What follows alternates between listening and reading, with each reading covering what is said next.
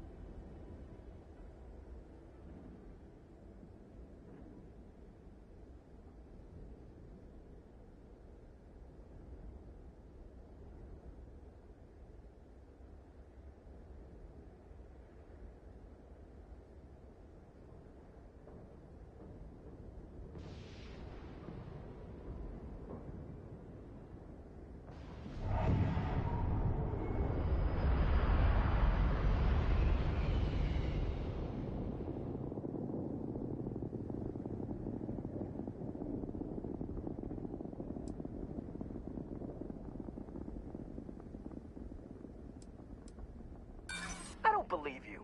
You're gonna turn...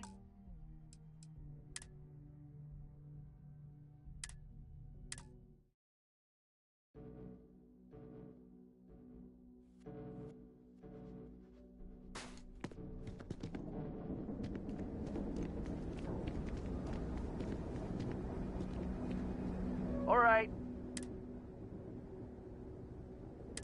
Now face me, so I don't have to shoot you in the back. You didn't think I'd just reveal my plan? Damn. No. We got a problem we can't resolve. Namely...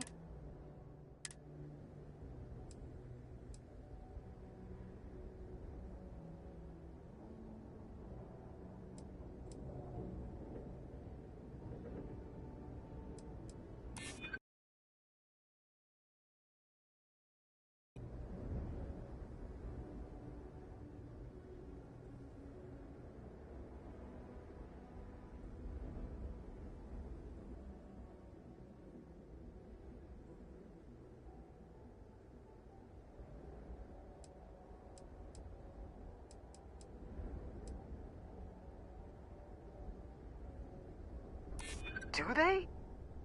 Oh, maybe I need to rethink what I'm doing. Damn it. You're right. What the hell am I doing?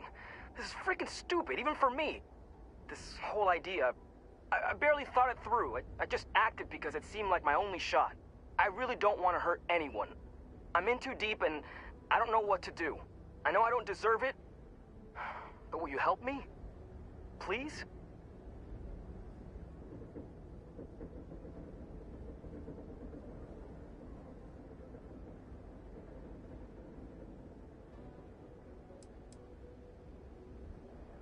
I don't know.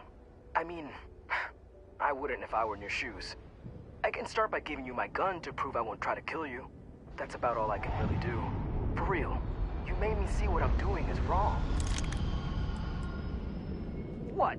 Just because I'm a minor, I can't have nice things? It was my old man's. He gave it to me when he got his new one.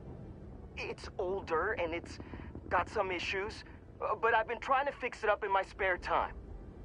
This was my first big test run of it.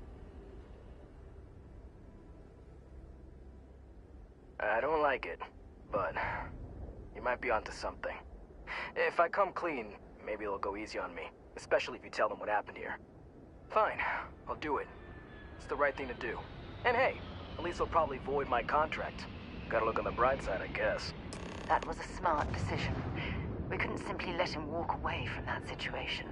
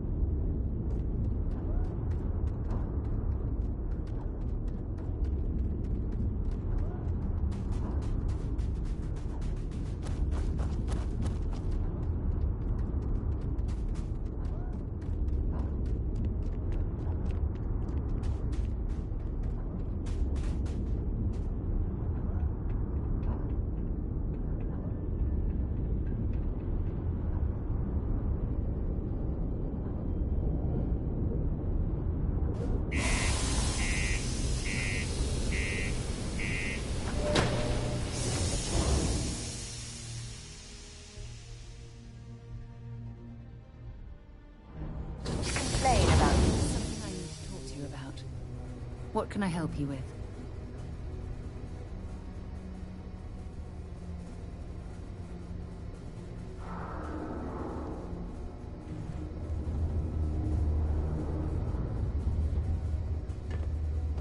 Remember our last conversation when you told me the artifacts made your mind and body feel out of sync?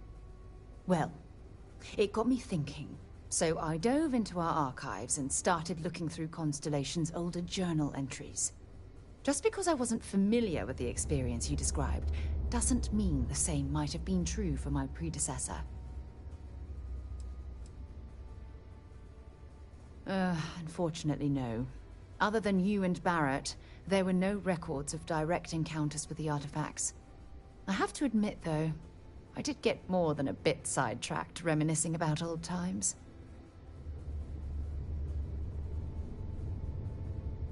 Really? I'm surprised that I haven't. After reading those journals, all of the pleasant memories of my time spent with Aja just started flooding back.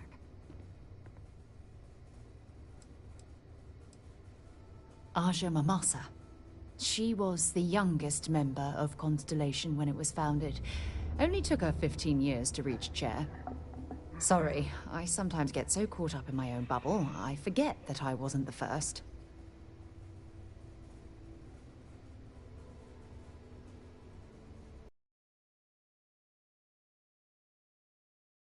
Those were just... oh, I don't know. Different times. Aja was the one that taught me the ropes at Constellation, and took me under her wing as her protege.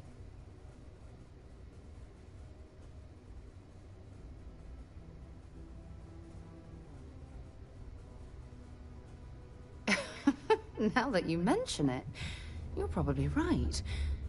Either way, we logged quite a few interesting discoveries together. Honestly, it wasn't so much what Aja and I discovered in our travels. It was the journey that was memorable.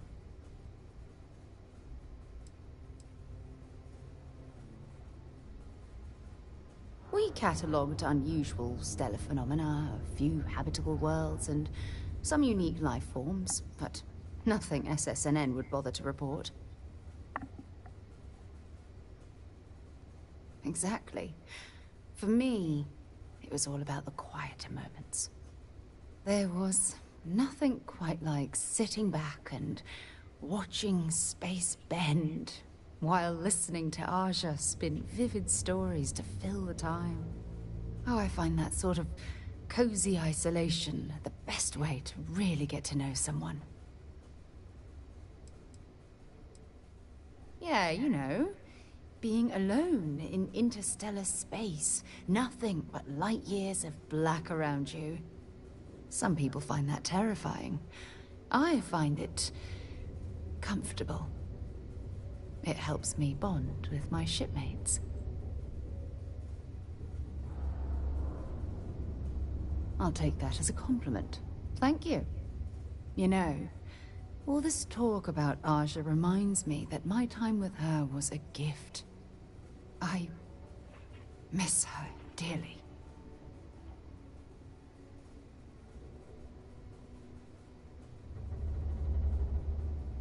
No, she retired. Living on Porima 2 now, I think. Come to think of it, if we're ever out that far, perhaps we could pay her a visit, and I could make proper introductions.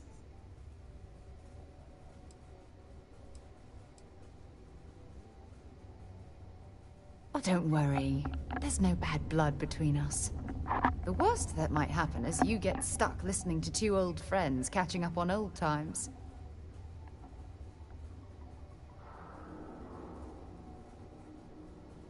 Well, I don't expect you to be a carbon copy of Aja.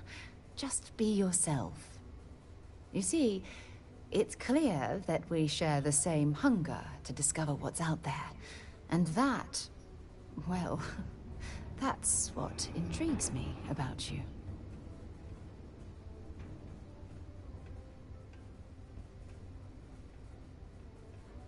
Good. Then we're both on the same page. Anyway, that's all I had to discuss for now, so if you'd point the way, we can continue our journey. graffiti.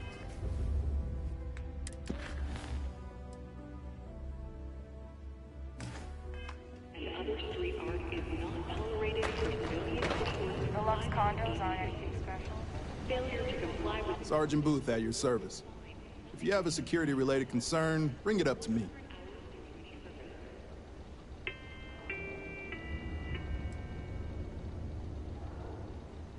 Well, it ain't drugs if that's what you're worried about. You'll notice it happens to minors and anyone else that's been down in the red Martian dust too long. Nothing to worry about any more than anyone else around here. Used to be a sign someone was ready for the Red Devils. And some of the ex-Red Devils still think they're a big deal. They ain't as badass as they think they are. And any that do have a chip on their shoulder and cause trouble, well, I'll put them in their place. Not if I've got anything to say about it. For real, though. I don't know if it's because everyone's too busy working, or if it's because of the military presence, but crime's pretty low. We get the occasional drunken brawls, petty thefts and stuff, but Sidonia ain't exactly a hotbed of crime. We're not Neon. As much as someone's last name is a nickname, friends, acquaintances, and other locals call me Booth. You can call me Sergeant Booth.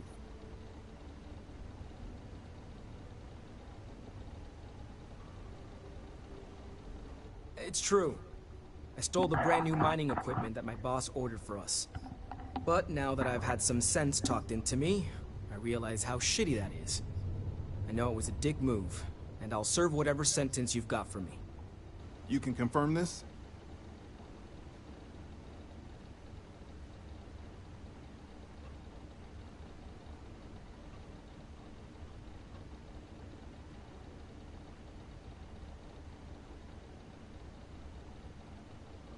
Again, I'm real sorry, but I'll do the time and make things right. It's rare that we get a criminal turning himself in like this. And the fact that there's no real damage to speak of is going to help his case. I'm sure those will both be points in his favor. Good work, and thanks. All right, let's get you booked and locked up. You've already done enough to mess things up Be for careful yourself. down near the mines, and enter any active sites at your own risk.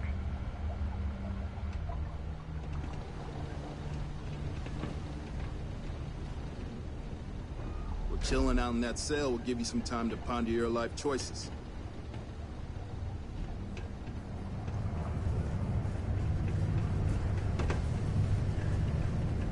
Talk to me if you reckon you can hack it as a bounty hunter.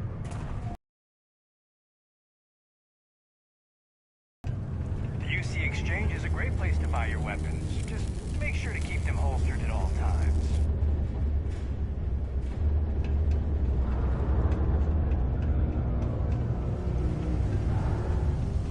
My buddy Mitch keeps asking if I can help him out with something.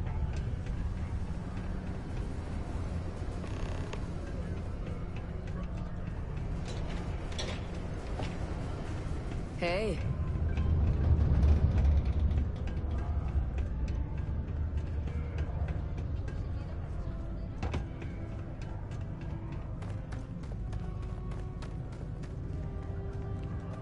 I'm looking for any luck? Yeah, I heard. Booth left me a message saying that Hank stole the goods, but then he had a change of heart and turned himself in. Crazy. I knew Hank was problematic, but I never suspected he'd do something like this. At least he had the good sense to come clean about it before any damage was done. I'll take it from here and get the equipment sorted out. Here's the credits I promised. I'm also throwing in some ore to repay you for what you got us before, and then some. We'll be able to recoup it in no time with these new tools. Thanks for all your help. We couldn't have done it without you.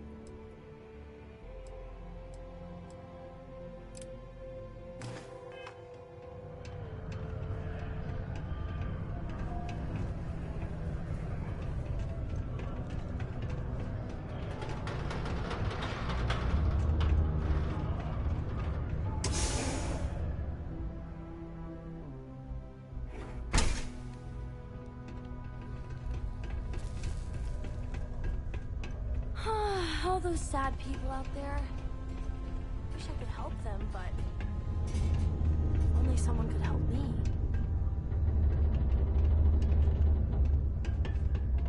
Hi, I'm Renee, and I'm so bored. My mom and dad say not to talk to people I don't know, so I thought maybe I could talk to you, and then I know you, and I won't be so bored.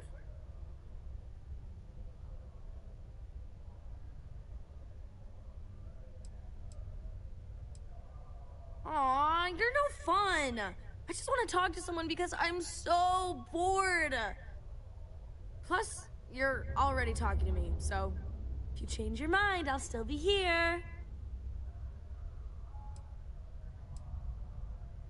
It's okay, I guess.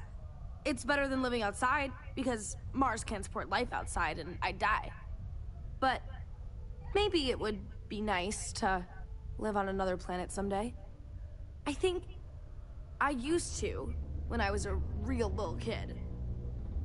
And sometimes my mom and dad would take me to visit my grandma and grandpa in New Atlantis.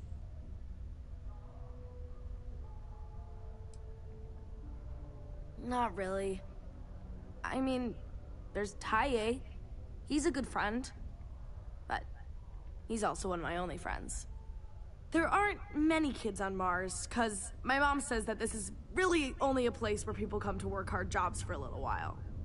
But I wish there were more kids, because it gets boring, like when Taye is busy and my mom and dad are off working.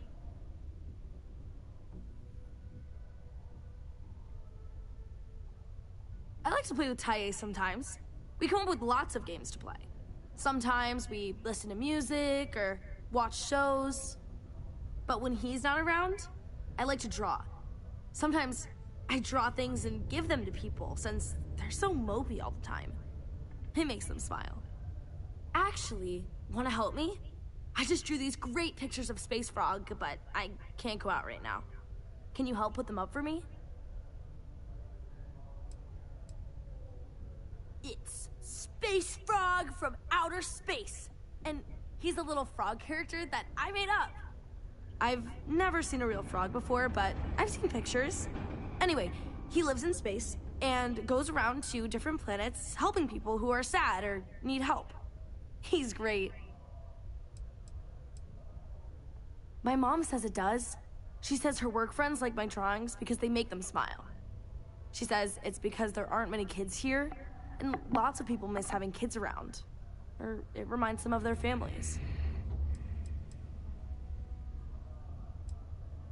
Yeah, they've let me do it before. But they're working, so they can't help me do it, and they don't let me leave the condos without them. They say it's for my safety, but my friend Taya's mom sometimes lets him go out without her. I don't know. You will? Thank you, thank you, thank you! People are gonna be so happy! Here's a bunch of copies of the Space Frog drawing I made. You can post them in places where you think people will see them. Thank you so much!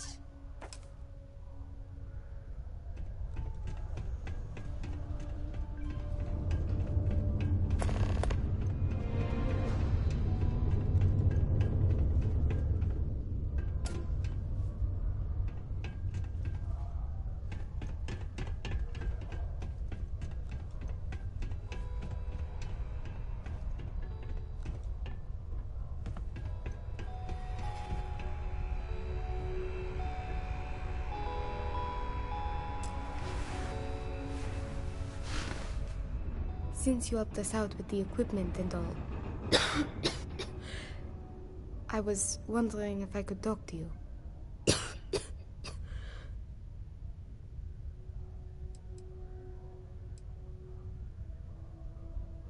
We'll get to that.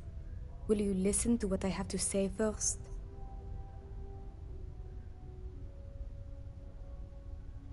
It's probably not, but I can't afford to go get it looked at.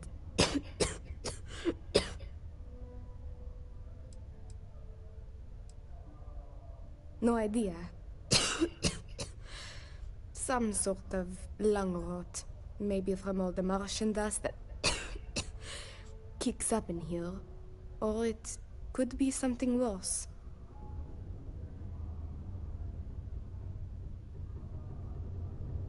It's not a matter of money. There's more to it than that. Actually, maybe this is wrong. You're...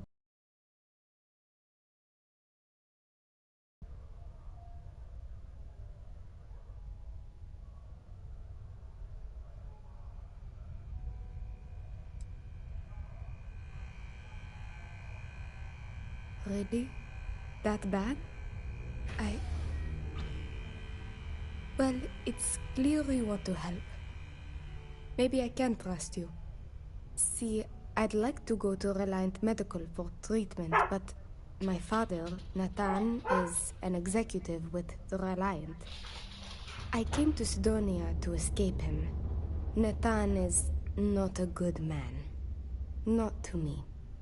And I did something terrible to him, so now he is searching far and wide for me. He has connections with doctors throughout the settled systems. I don't know which ones I can trust, and it won't end well for me if they snitch to him.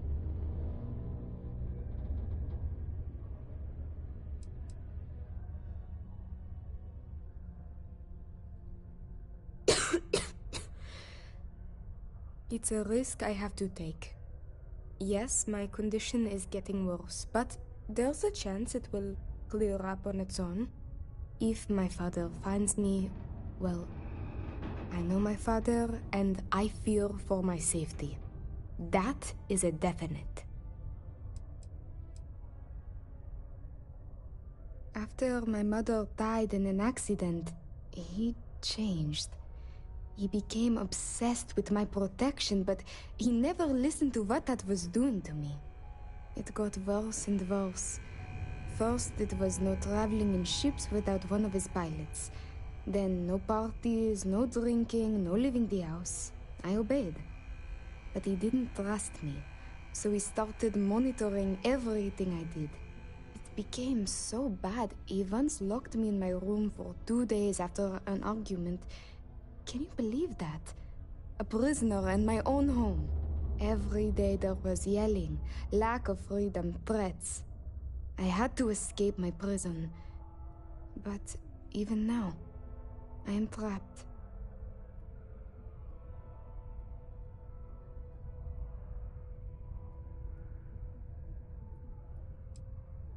It's worse than you think. I didn't just run away from him. I knocked him unconscious, then stole his ship while he was out cold. Trust me, it was warranted at the time. After I ditched it above Aquila, I bounced around the settled systems until I landed here. It's the last place I thought he'd find me. But all that changes if I pop up in the Reliant database. He'll know I'm in Sidonia, and he'll never stop looking for me. Last I heard, he no longer cares for my safety. He only wants revenge. I have little doubt he would throw me in jail for as long as possible. Or worse. Trevor tells me you're skilled in dealing with people. Maybe you could try to reason with my father, or maybe scare him into backing off. But you should know, he has powerful and dangerous friends, so you must be careful. If it works, I'll be free. If not, well, at least he still won't know where to find me. What do you think? He wasn't always the way he is. It wasn't until after my mother died that he changed. Grew angry, dangerous. He was no longer himself. You could try mentioning her by name. Belinda. He misses her greatly. Thinking about her tends to calm him down. It's worth a try. It just so happens there's a conference he goes to on Neon around this time of year. He always stays at Hotel Volai. He won't see visitors he doesn't know, but Maybe he'll talk if you tell him you're there on my behalf. It's risky, but maybe he'll listen if he knows you mean him no harm. I've got it. Bring him a bottle of his favorite whiskey, Red Harvest Reserve. Say it's... say it's a peace offering from me. That whiskey is exceedingly rare. I'm sure it will pique his interest enough to hear what you have to say.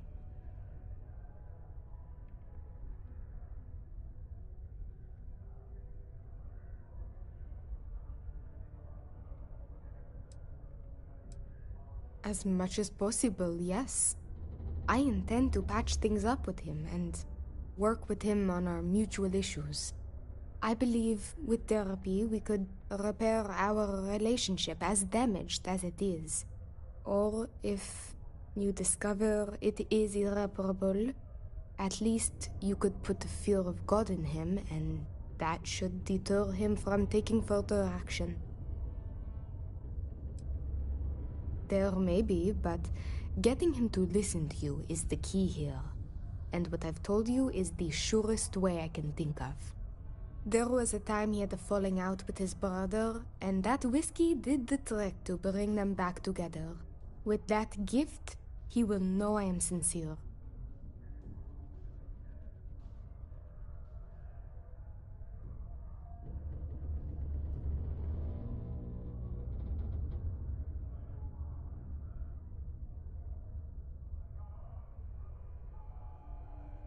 Good luck. You can check with Jack at the Broken Spear for the whiskey. He may have some or know where to get it. And thank you so much for trying to help me.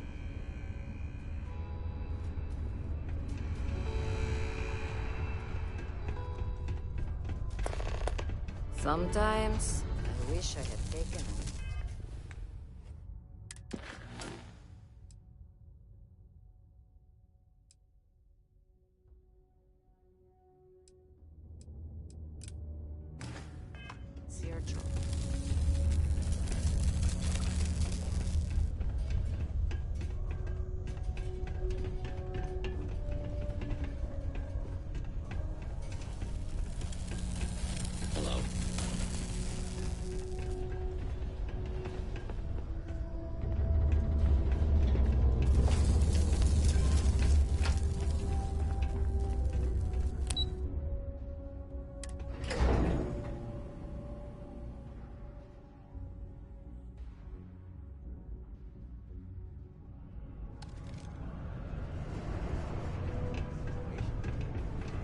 Going to use the elevators or stairs to reach the other levels.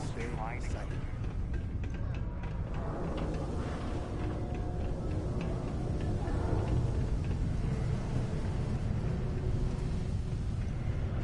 The new equipment is great. I finally feel like I'm working at full speed.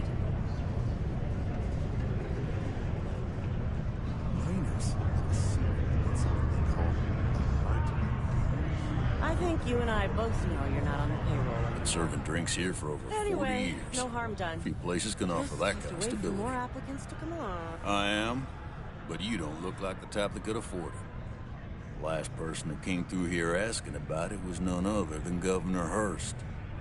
Didn't even want to drink it. Said he was buying it to put it on display in his office or something. Seems like a waste, but whatever. He paid up.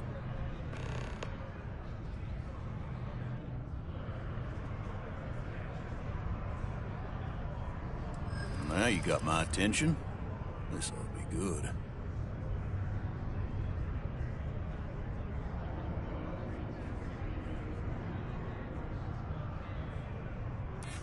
I do have a soft spot for that girl.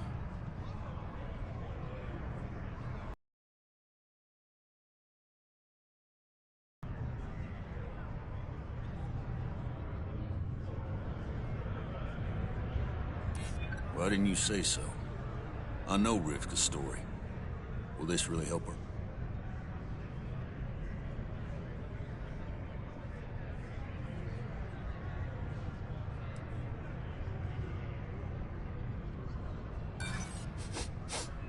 I smell Sorry.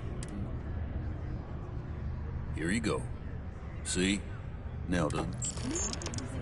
Been saying family excitement But it's a drama great way around to here. prevent it in the first place. Only that I didn't care much for them getting disbanded years ago. And I don't care much for the rumors they're coming back someday. Plenty. But if I went blabbing them to any rando that walks into my bar, no one would ever tell me anything around here. You don't do this job for 45 years by losing your customers' trust.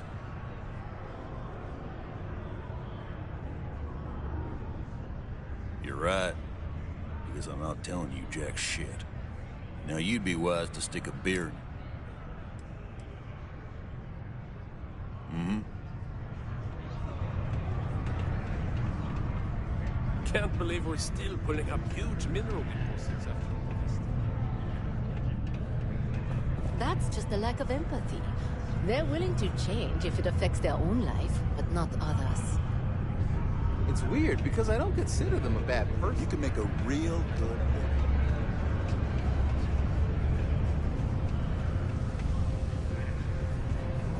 Just because the governor's office is right out there on the main level.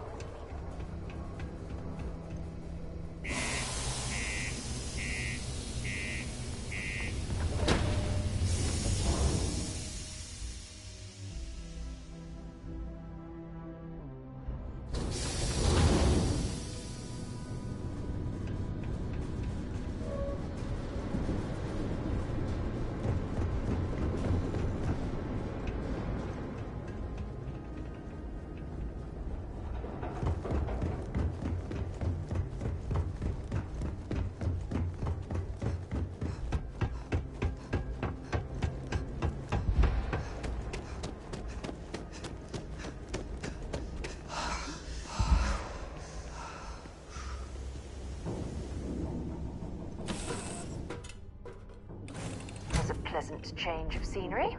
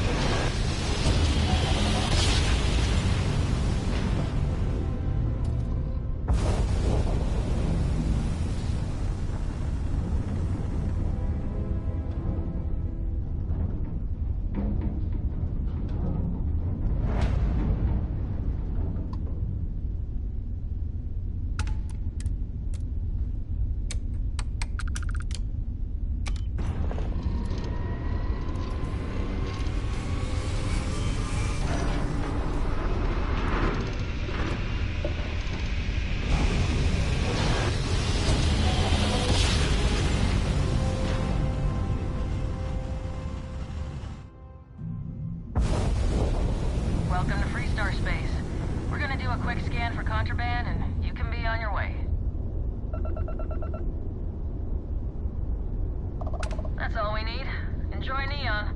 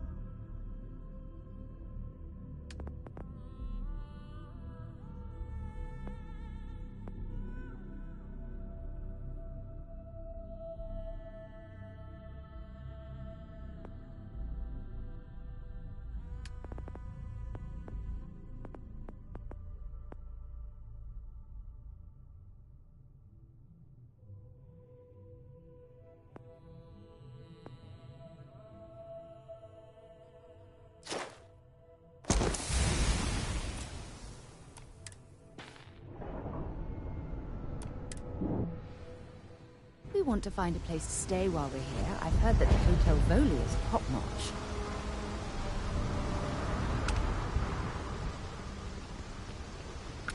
See that shroud covering Neon? Believe it or not, you're looking at the only city in the settled systems that powers itself from lightning.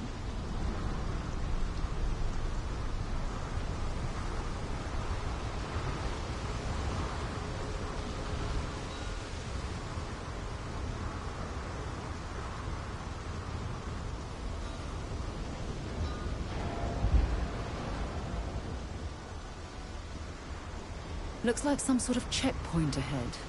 It's probably designed to suck the credits directly from your pocket. Don't move, Nesha! What the hell's this about? Cut the act. Sniffers picked up the Aurora you're carrying the second you step through. All right, get up slowly and turn around. Try to run, and we open fire.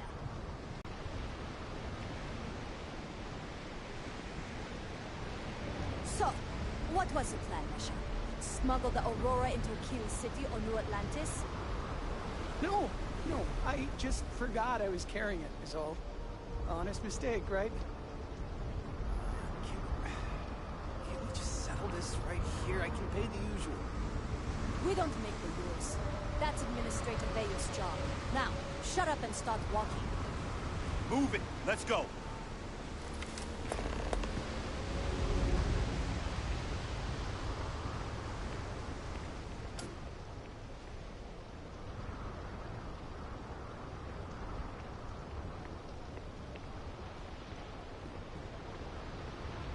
Security's got its eyes on some.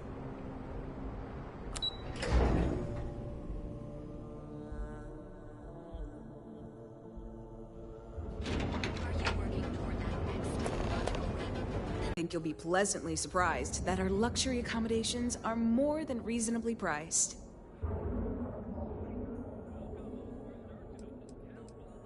we have finally appointed spacious suites, all featuring fantastic amenities.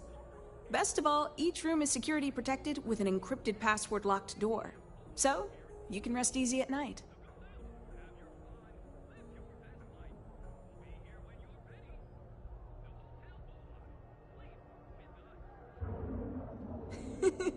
That's the first thing that all of my guests say. My hotel is completely free from administrative influence, so you can rest assured that you'll be actually getting the best value for your credits.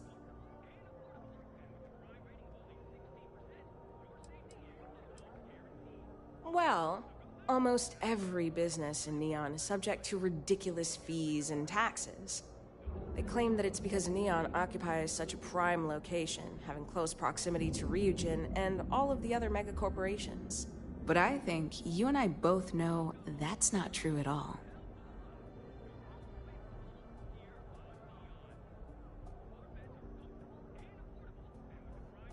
Indeed it does. And all it took was a dash of my own ingenuity to make it happen. But that's a story for another time. So, can I book you a room for the night?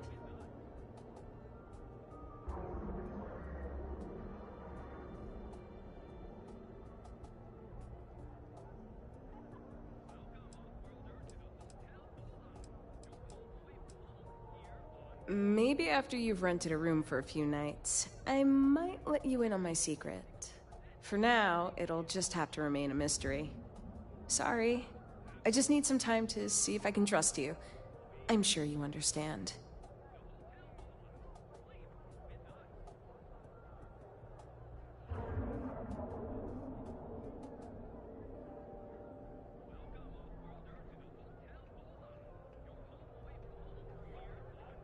Oh, how nice! His daughter must be feeling very generous to be sending him something like that. Mr. Ovadia is in his room on the 3rd floor. I'll buzz him and let him know you're on your way. We'll be here when you're ready. The Hotel Bolai. Sleep with us.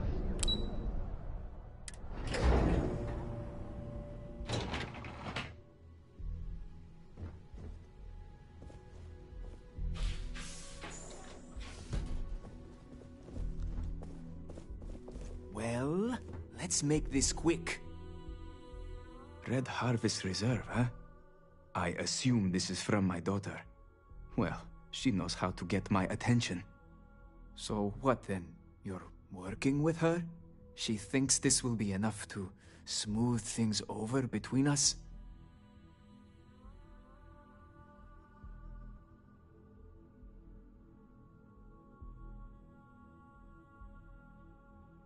Of course it was.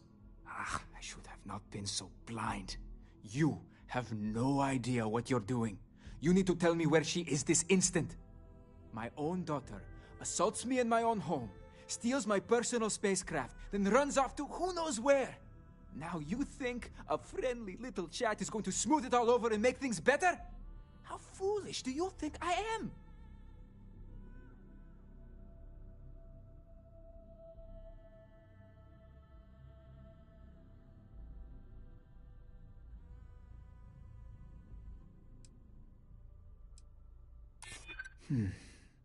My daughter knows me well.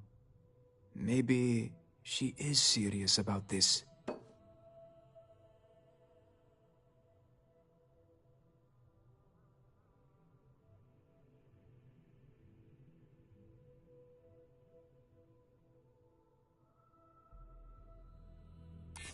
She would really put her own life at risk due to me. She puts me in a difficult position.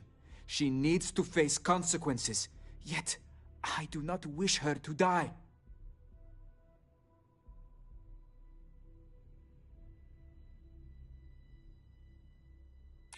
Belinda. Oh, I miss her. No. You're right. She would be disgusted with who I've become. I've been dishonoring her memory with my actions.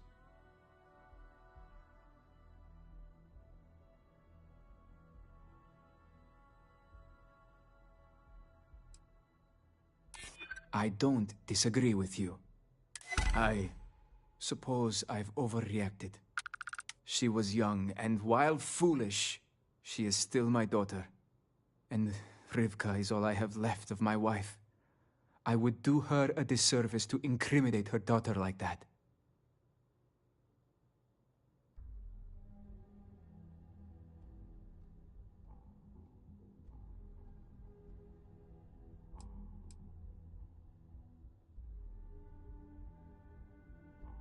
She told you about that. I'm not proud of it. I've wrestled with it ever since my wife died. I have been a terrible father. It will be up to Rivka how she wants me to make amends, and I will do whatever it takes. If she wants money, she'll get it. If she wants me to go to therapy, I will. Whatever it takes. I promise.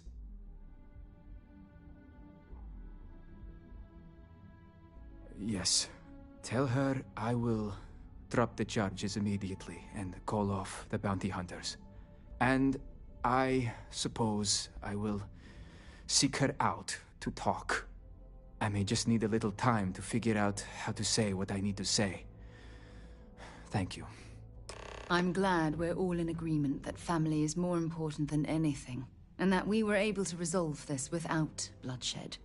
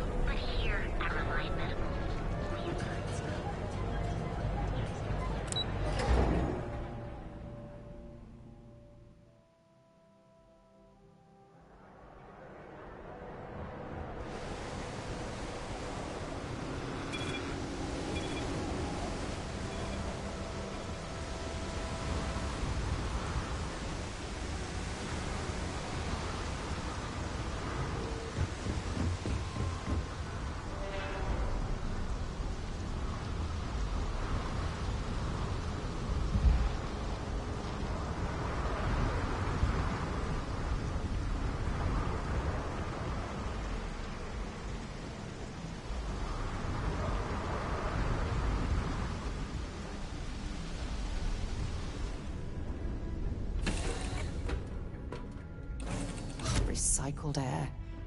Just isn't the same as the real thing.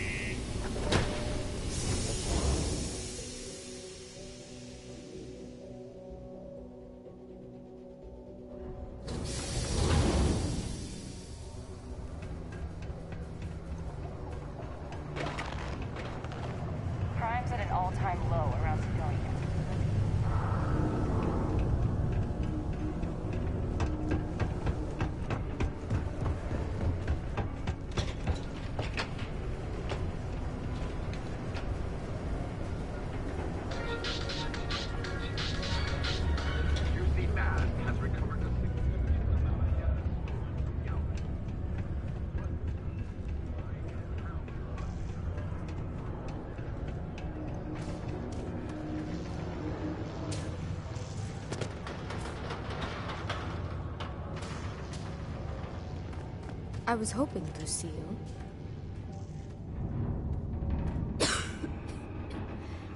I received an urgent message from my father. He's dropped the charges. It will still be difficult. There's a lot we need to speak about, but I think we may be able to mend our relationship, thanks to you.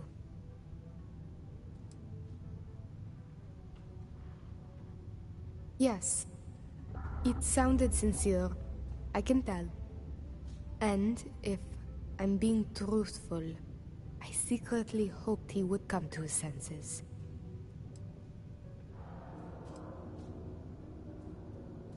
I doubt it will come to that, but yes. I now know I have a friend I can count on when I'm in trouble.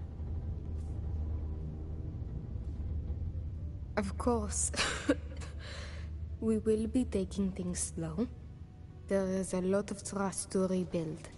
But he acknowledged and apologized for his past behavior. That is a good first step, and I'm willing to let him back into my life, bit by bit, as long as he proves his words and commits to change. Without your intervention, this would not have been possible. And I can finally treat this.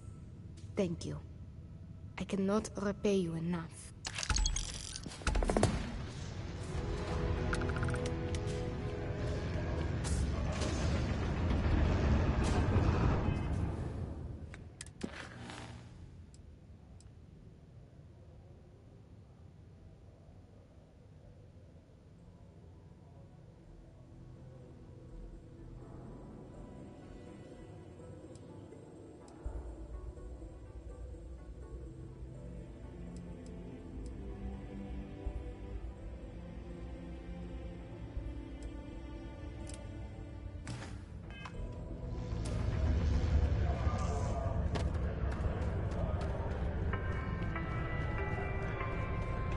Have you checked your air filters lately? The city of Sidonia recommends checking your filtration units every 2 weeks for old, faulty, or improperly fitted filters. Martian dust is a leading cause of respiratory illness. Remember, keep it breezy so you don't get wheezy. The Red Devils aren't exactly your average bar crowd. You can see it in their eyes. We don't belong here.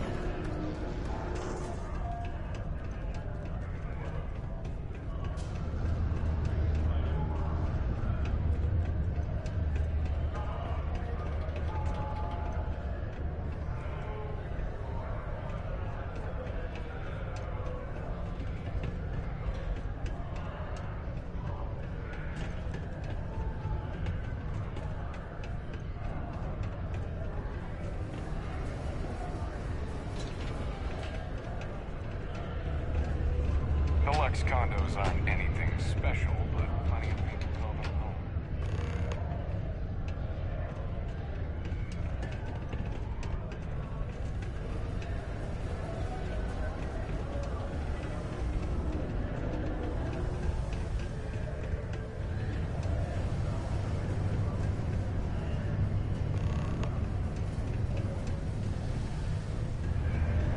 We have the tech to instantly jump across the universe.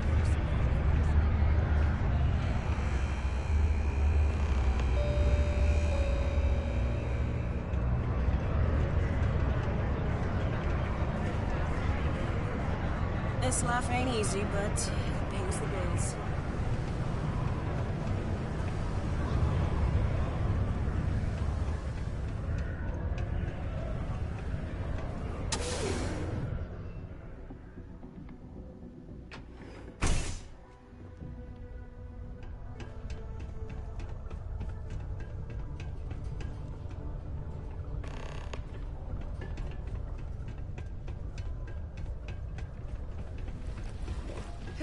What a long day. Faith in God is what brought us to the stars.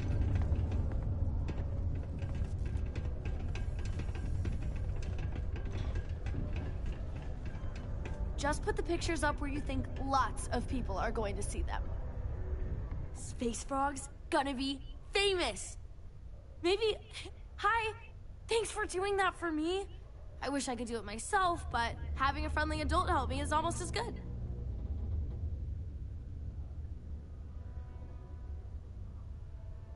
know, right? Last time I did this, lots of people came over to tell me how much they loved it. I only hope these drawings stay up longer this time.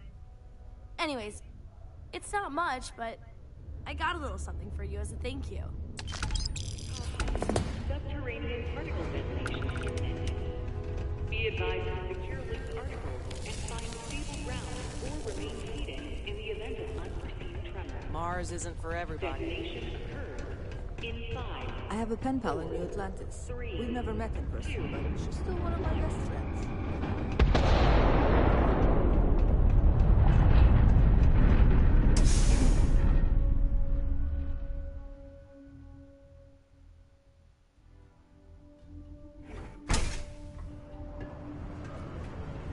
Particle detonation.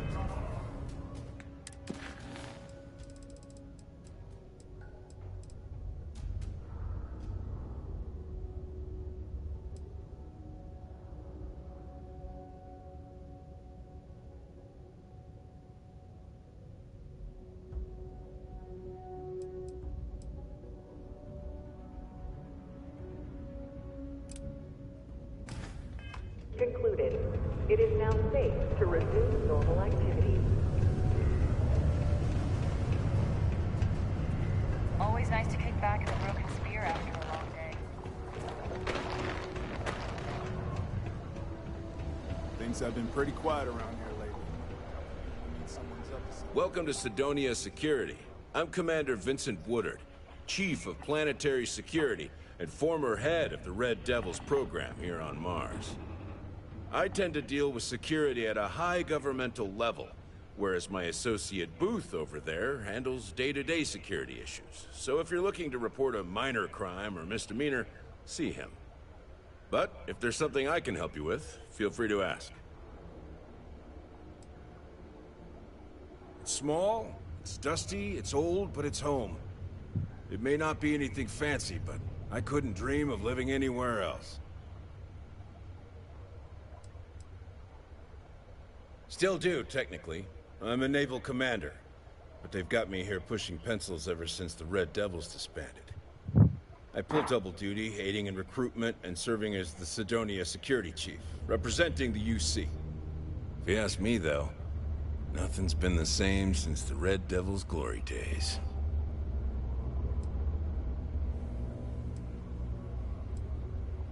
All the goddamn time.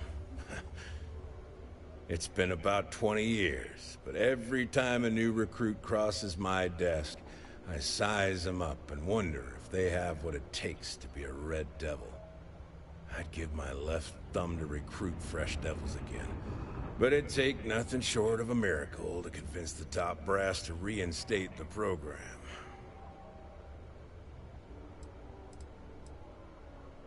Only the finest bunch of soldiers to ever grace the UC with their service. Of course, I may be biased as a Red Devil myself, and head of the program. Well, former, I should say.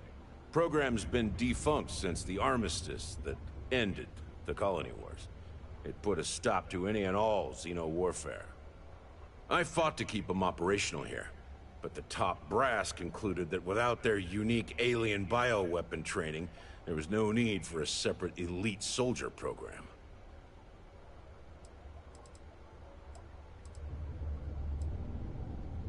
That's a pretty serious accusation. I assume you have proof of these alleged illicit activities?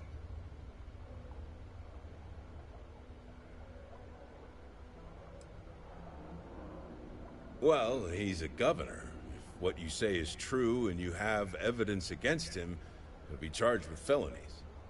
I assume he'd step down ahead of this and turn himself in, but if not, he'd be arrested.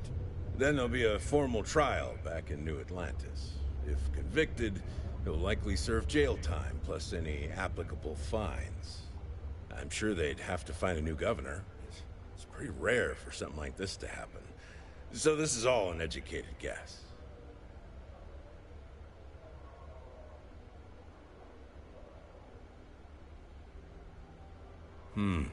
Let me take a look at that.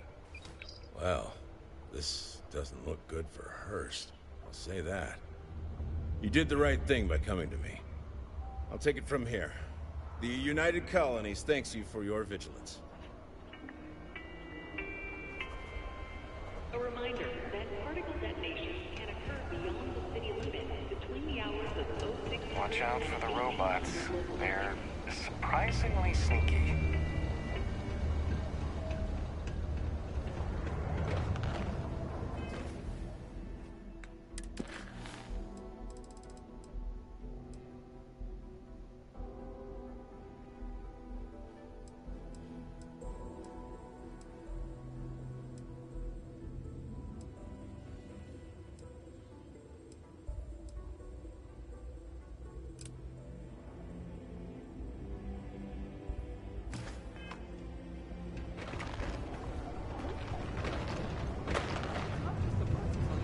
Sidonia can have depressing effects on some people.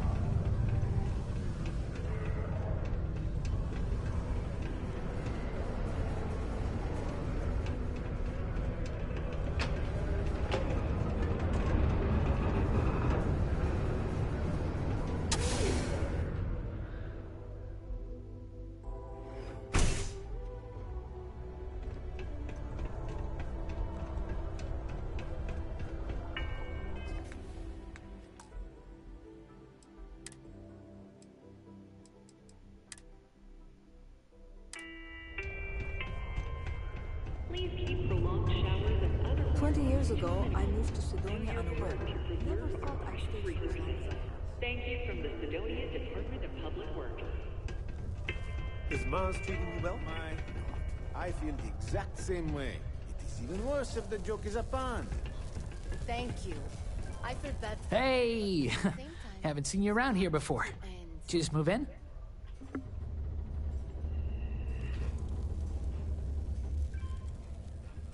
Oh, yeah? Word gets around, I guess.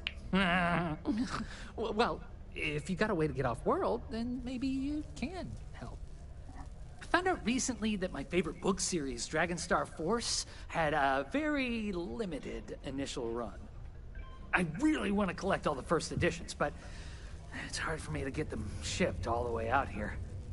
I already tracked down Volume 1. Could you go buy it and bring it back here for me? I'll pay you back, of course. Plus, you know, extra for your trouble.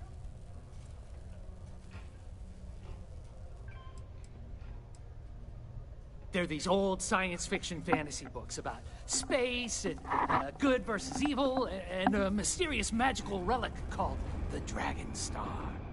Now, there's this team of heroes who fight space wizards, and dragons, demons, and whoever else seeks to take over the galaxy using the Dragonstar.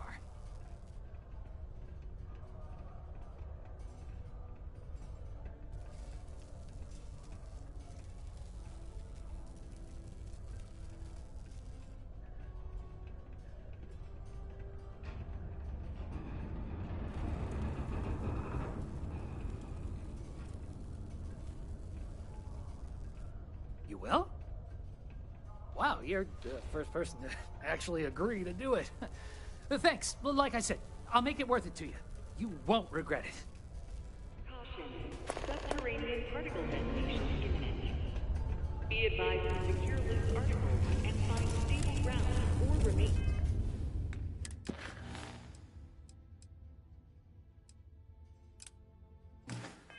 Seated in the event of unintended. How's it going? Detonation occurs in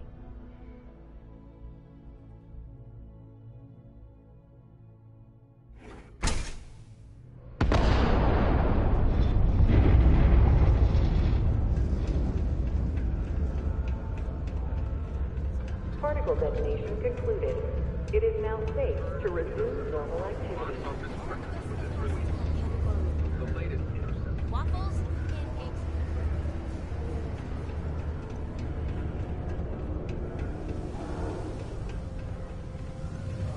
Found a clutch of heat leeches. Breeding.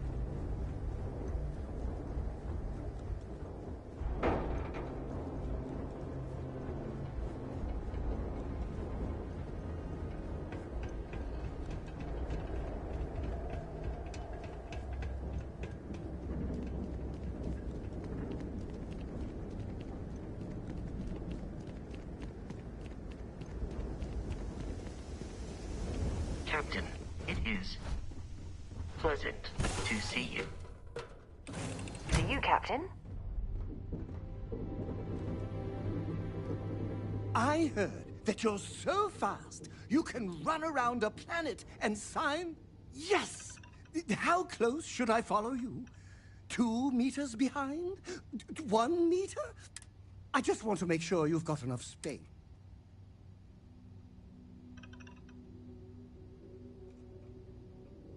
Oh, wow.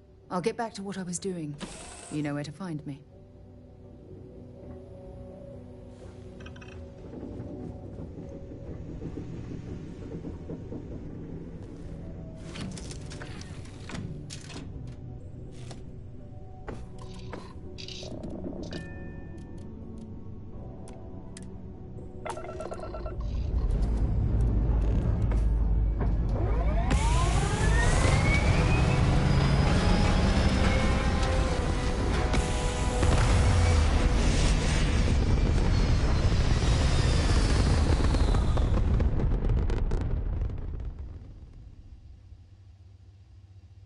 It's very rude of the universe to not welcome you with fireworks when you arrive in space. At a bare minimum, a shooting star would be nice.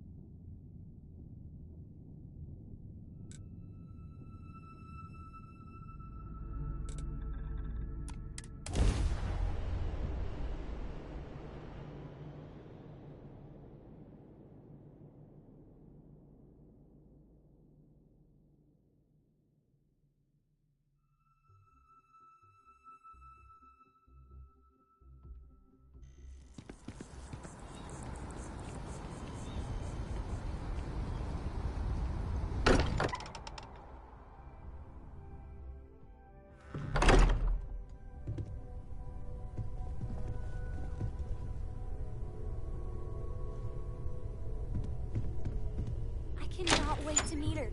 It's been ages since Constellation has had someone new. I wonder what she's like. Just go easy on him.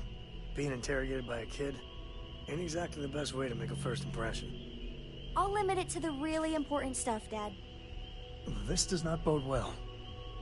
And you must be the latest poor fool to get dragged into our dysfunctional little family.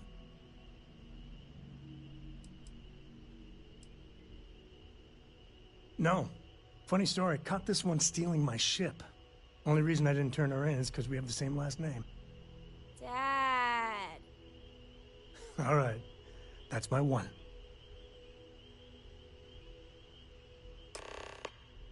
Whoa. I know a few dark sides of the Aquila Moons, but if you're looking for deep history lessons, well, I'm gonna fall asleep before you do.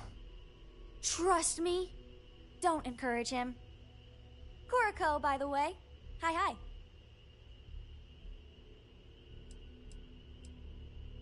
There's no "you have to be this tall" sign for space. The package may be small, but she can handle herself.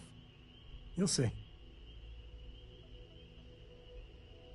Nice to meet anyone brave enough to fly the Frontier.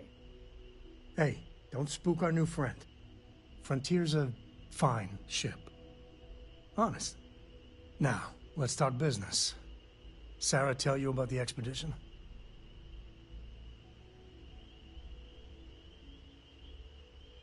Sure enough, that's where we're heading. The three of us are heading to Aquila, first settled planet of the Freestar Collective, and, not coincidentally, the home of their capital, Aquila City. We'll land in the city's spaceports, but the Frontier's our goal. It's rough country. Spawned a lot of stories. And I got a lead on a tale that, makes me think one thing. Artifact. Yeah, don't piss off the Freestar Rangers. As far as the Collective is concerned, they're judge, jury, and executioner. They're the good guys, but that don't make them any less dangerous. Outside that, just don't be an asshole.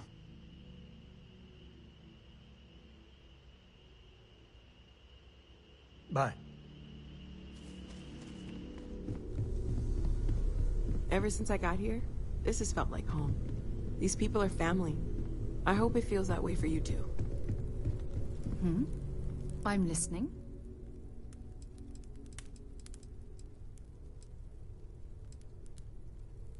I'm right behind you. Very well. Parting is such sweet sorrow.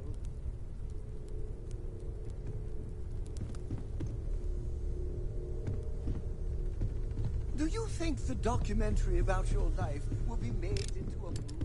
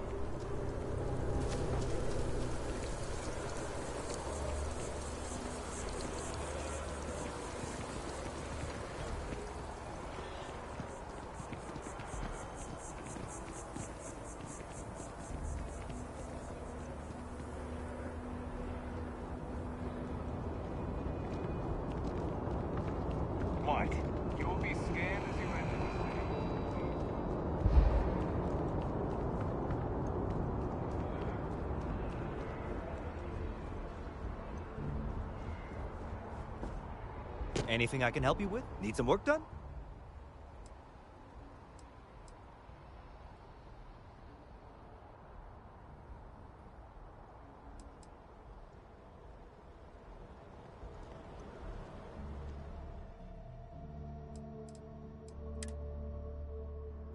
For God's sake, drop some of that rubbish already.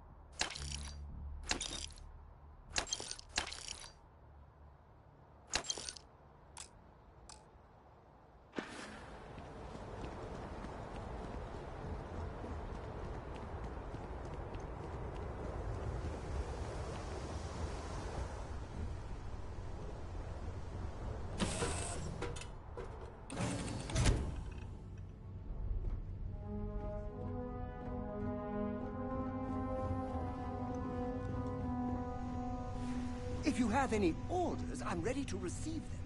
Mark.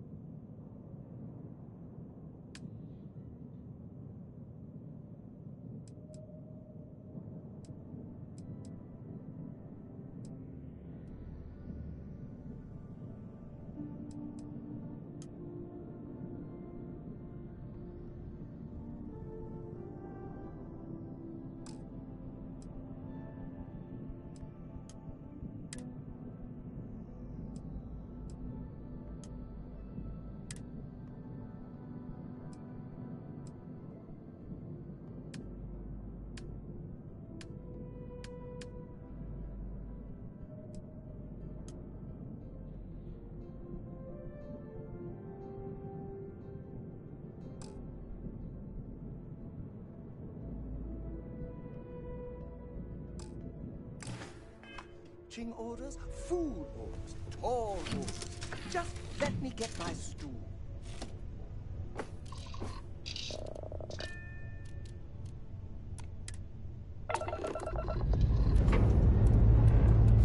Pressure holding. Takeoff looks good.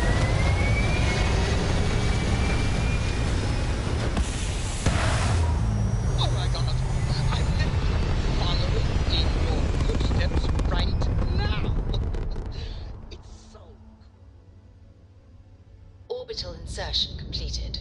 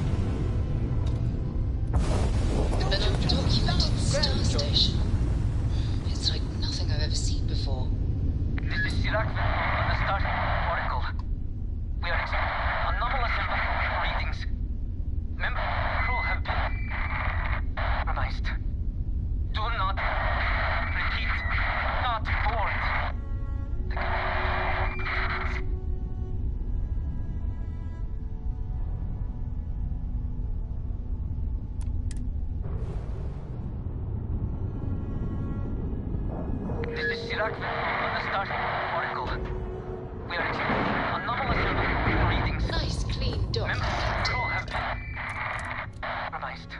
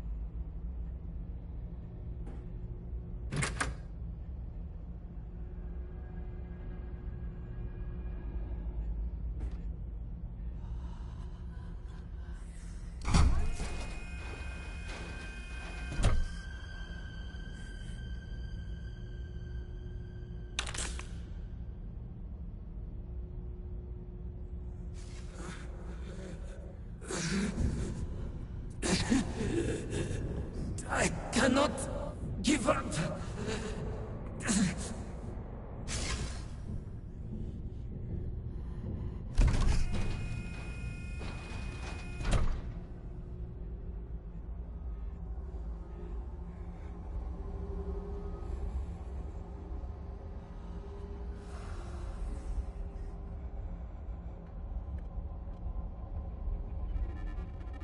Oh, damn cold here. Going to need a hot cup of coffee after this.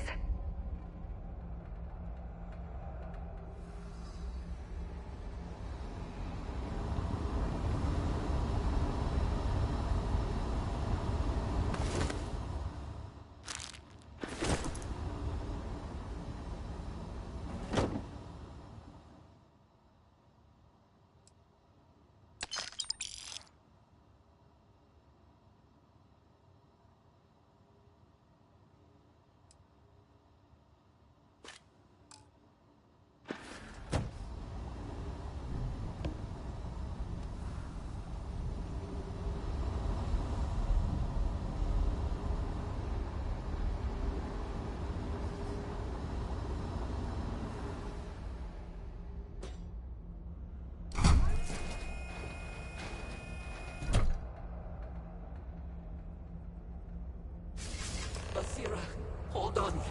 You are strong. Concentrate. I'm trying, Sarah, but it's getting worse. I can feel my mind slipping. Fragmenting. I'll become one of them. You have to get away from me. No, I will not leave you here. It's pointless. We share this fate. This is our end. The great... No. No, it's happening. Sarah, run. I can't stop it. Basira!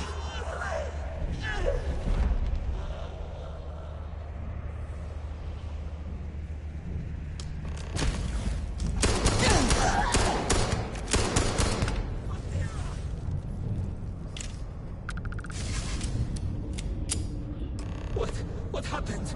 Who did this? I see no one, and yet I can feel a presence. But how? I should be the last. Is someone there, or...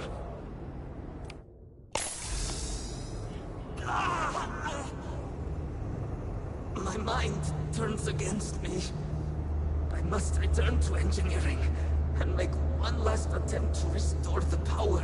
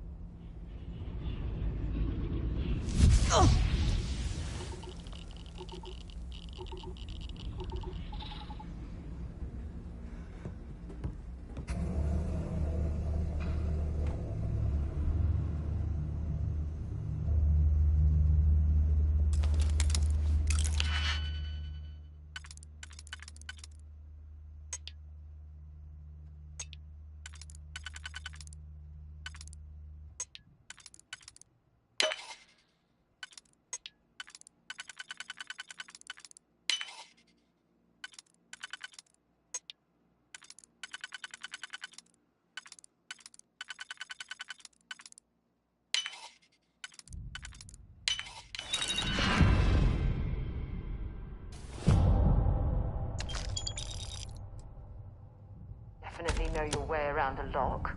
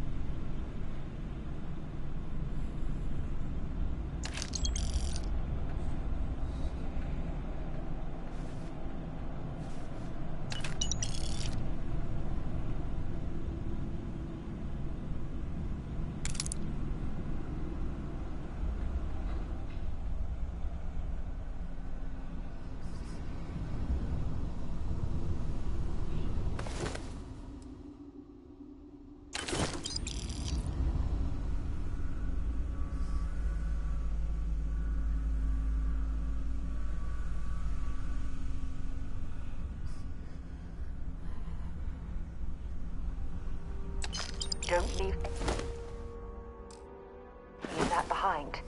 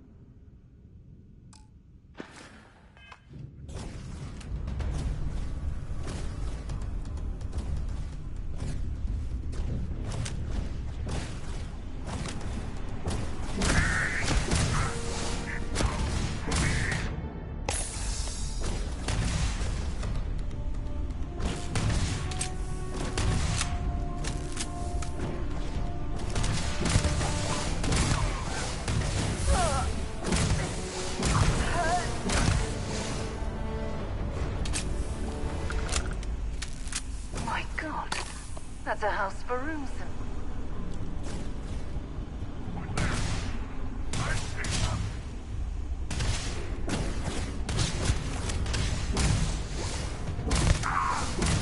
Running away, eh?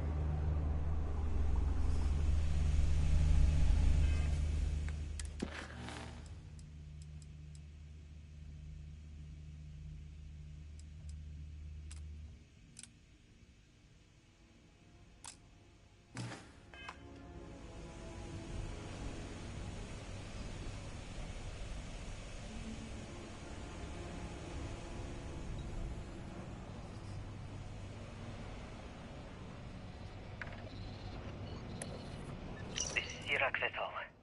Post-incident log. Something has gone horribly wrong.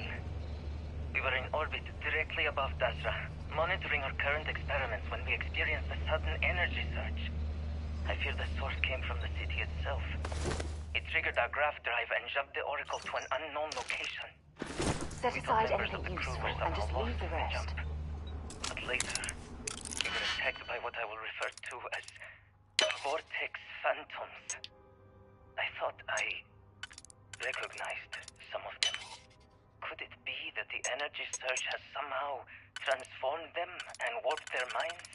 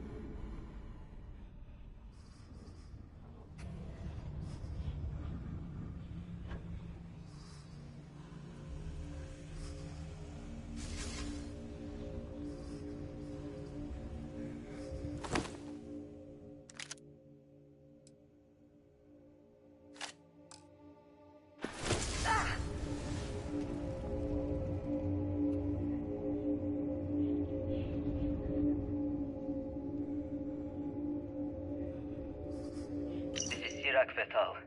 Post-incident log. After the initial jump, areas of the Oracle have somehow been sectioned off by strange energy fields or barriers. The fields allow no one to pass and are somehow able to repel, almost teleport, the trespasser back. I am certain these new fields are related to the Vortex Phantoms. Both resonate with the same energy pattern. The exact same pattern we were studying for Anasco's experiments. Something happened in Dasra. And if the situation is bad here, I fear for our brethren in the city.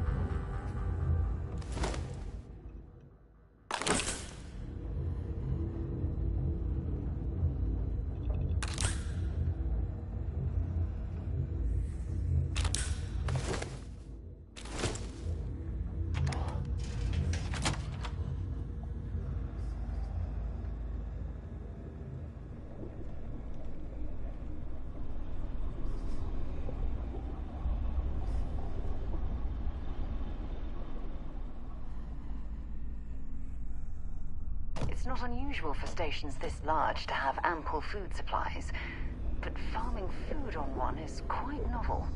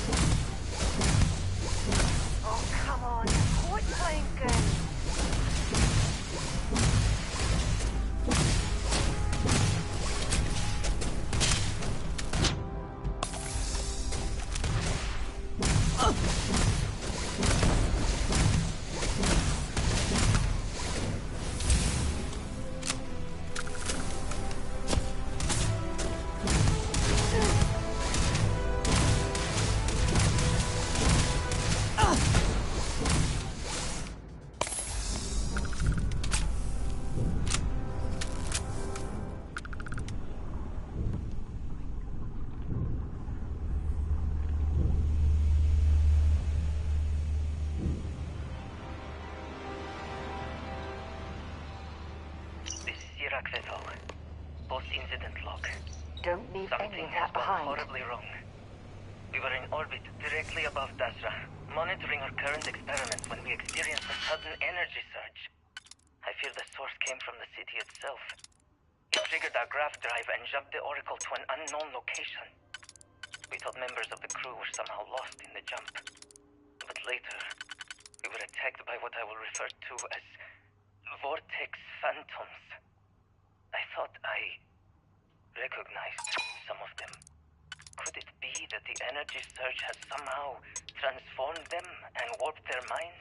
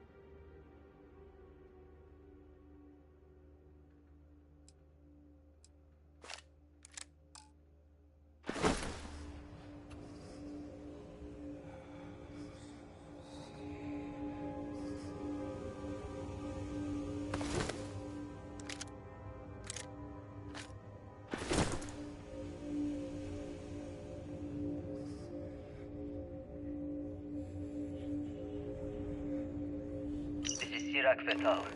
Post-incident log. After the initial jump, areas of the Oracle have somehow been sectioned off by strange energy fields or barriers. The fields allow no one to pass and are somehow able to repel, almost teleport, the trespasser back. I am certain these new fields are related to the Vortex Phantoms. Both resonate with the same energy pattern. The exact same pattern we were studying for Anasco's experiments. Something happened in Dasra. And if the situation is bad here, I fear for our brethren in the city.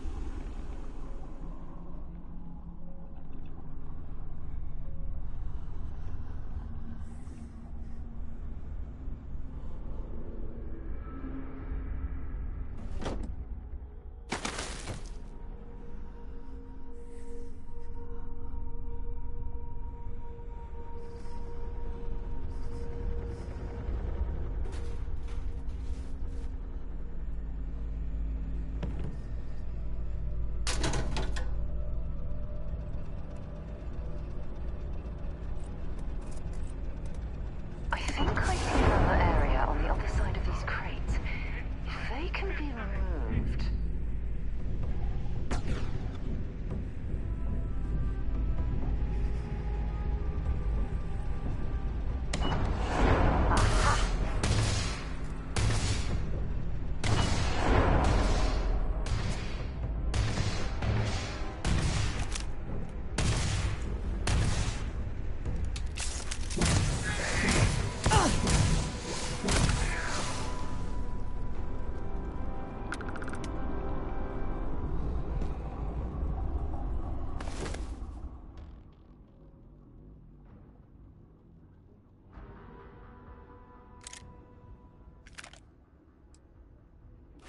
Set aside anything used. It's not unusual for stations this large to have ample food supplies, but farming food on one is quite novel.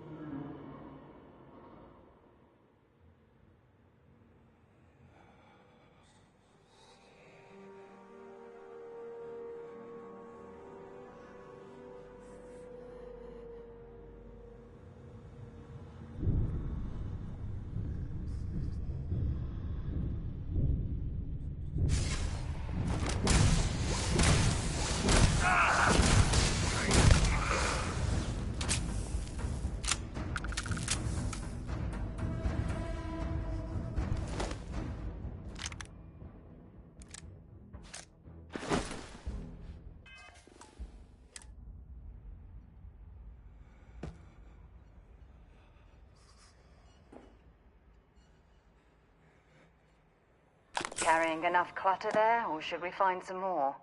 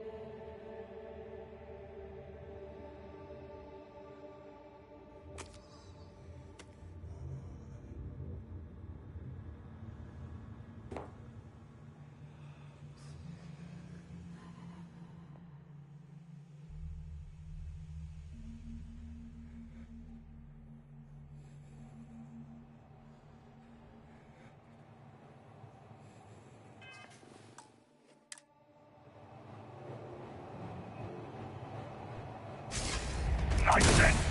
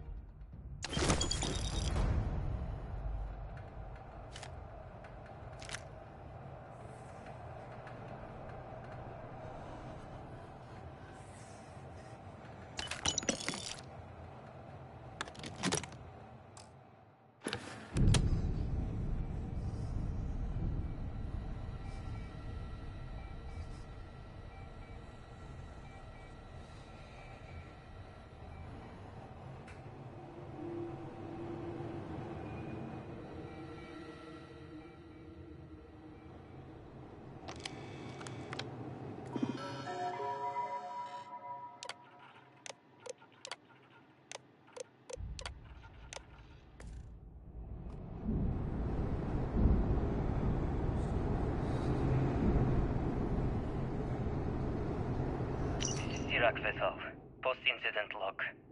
The Oracle has continued to jump. It is completely out of our control. Not only that, but I believe the initial surge of energy we experienced is transformative. With each passing day, more of the crew succumb to whatever residual energy we were exposed to. Most are instantly hostile, but we discovered some are able to retain a sense of self. At least, momentarily.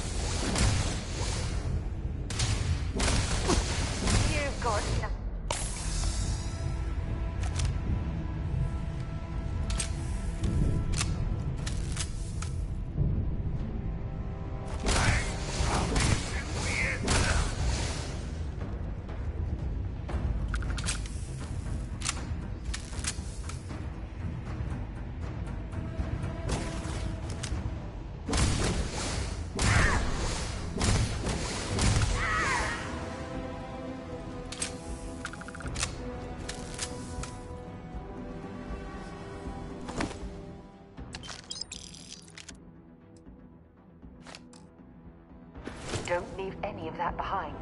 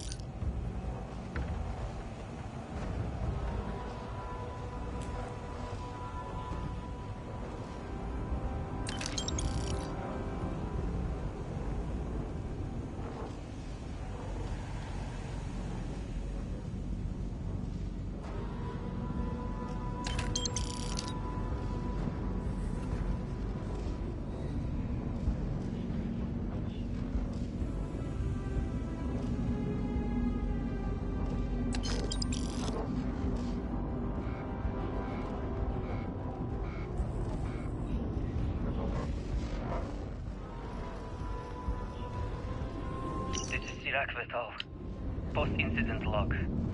I am one of the few remaining unaffected crew on the Oracle. Nadine, Basira, and Taras are the only others I was able to find. I fear it is just a matter of time before we succumb to this energy that is turning the others. How long will we last? And will my mind be strong enough to hold out when my time comes? Basira and I have programmed the Oracle to return to Varun Kai's orbit once it's stable. All of our research will automatically be transmitted the moment we are within Dasra's range. I pray our work here was not in vain.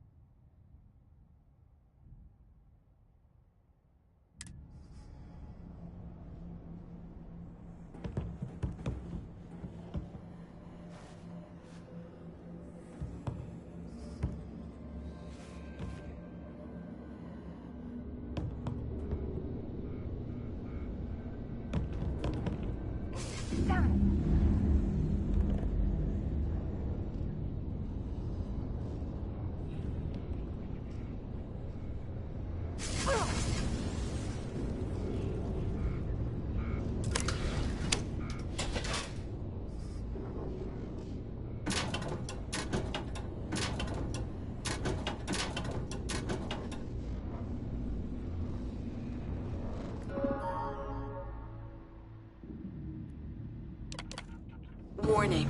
Gravity procedure initiated. Please check your surroundings to ensure personal safety. Restoring gravity in 3, 2, 1.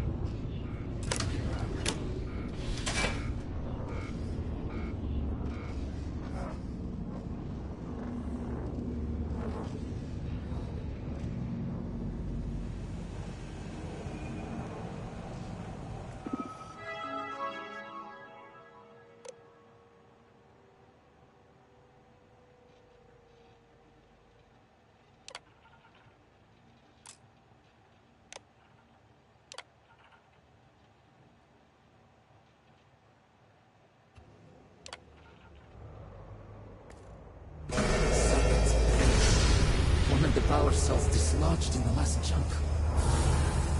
The gravity. Restoring the gravity may pull the cell into place. If I can get to the control room, if I can just... No! They are coming!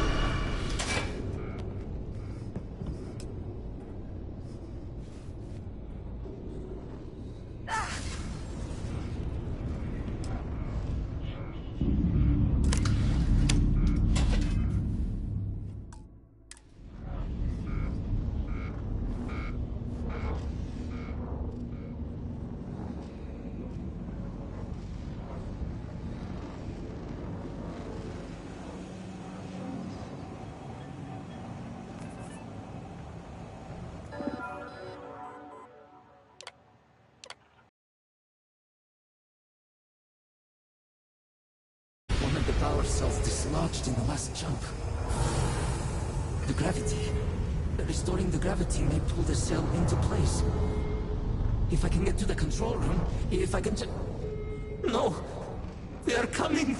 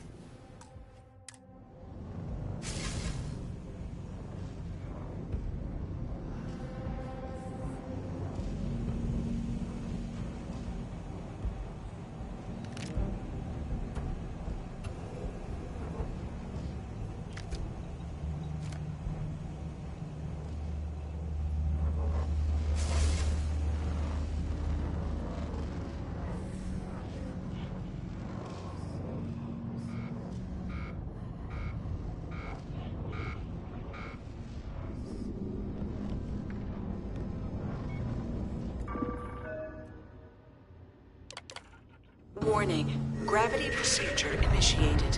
Please check your surroundings to ensure personal safety. Restoring gravity in 3, 2, 1.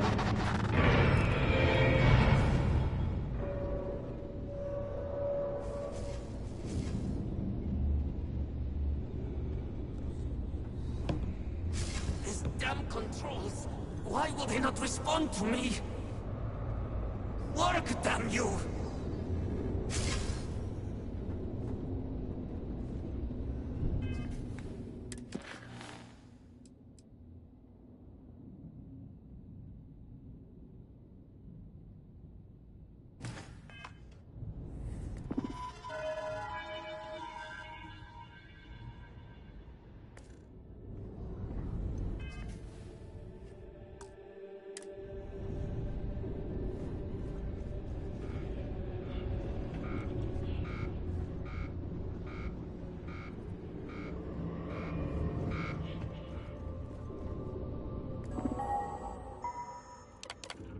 Warning.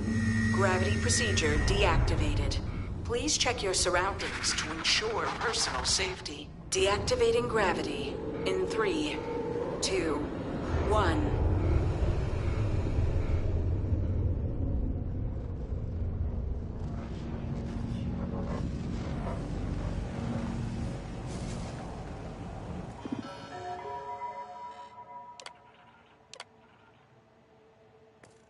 Power cell connected. Report to operations for system reboot.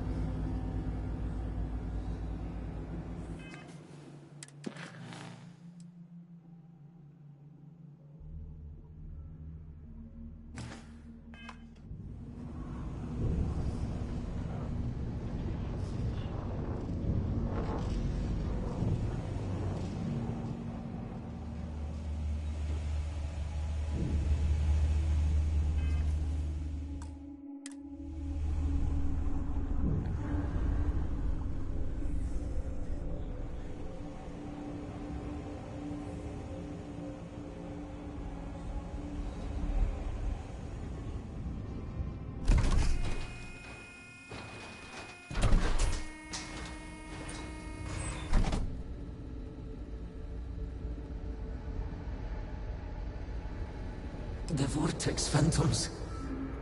Where did they go? Something is wrong.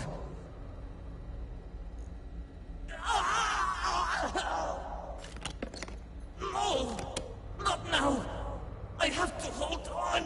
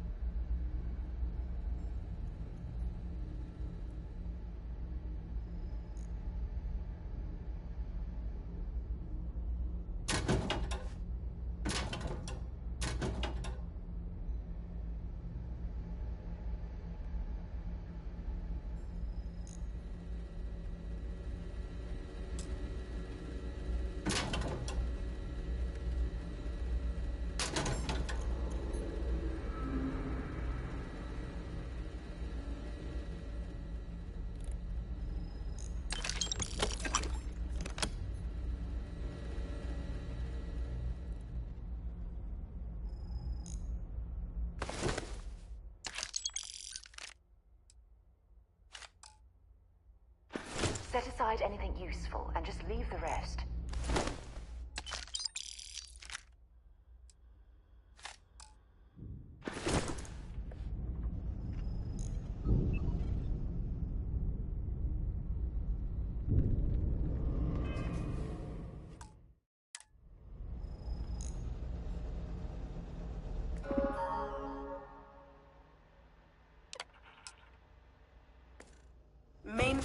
reboot initiated. Commencing protocol. Station lockdown completed. All major systems on standby. Mainframe reboot completed. Warning, station jump procedure initiated. Please check your surroundings to ensure personal safety. Jump in 3, 2, 1. Execute.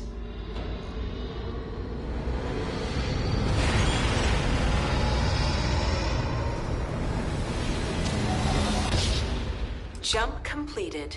Station lockdown released. Initiating data transfer.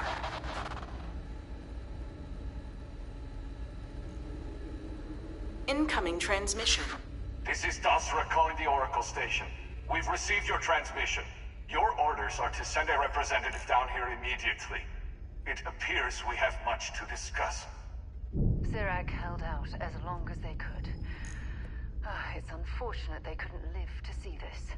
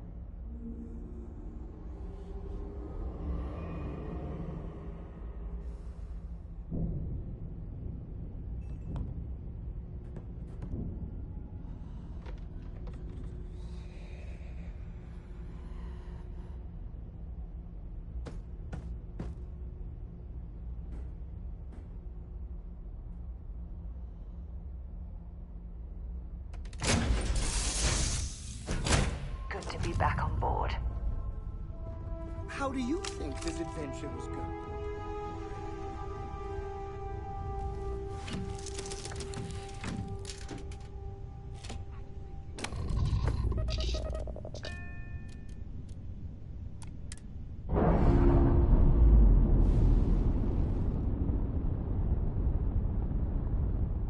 Clamps released.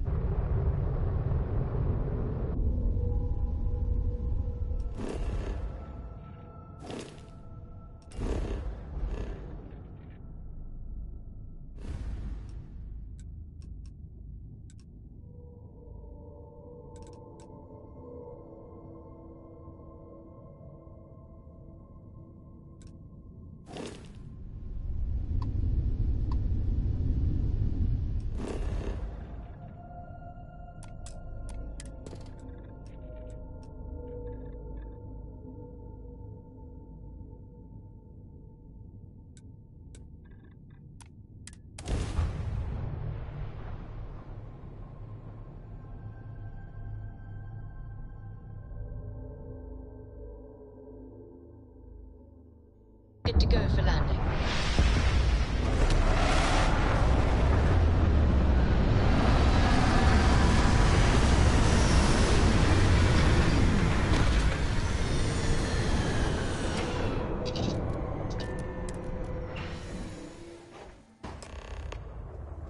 Hold very still, and choose your words carefully.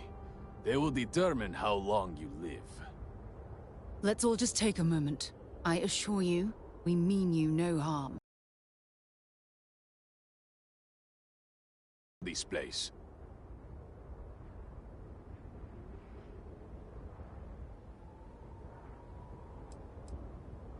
You trespass in Dazra, the home of House Varun, and you disgrace it with every heretical step you take.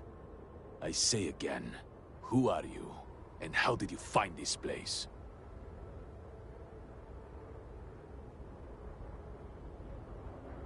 But it was lost. All communication ceased. There was no sign of it.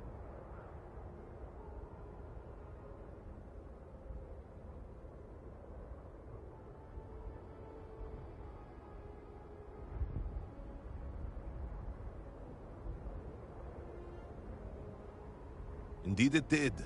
The Oracle is perhaps the least of our problems, I'm afraid.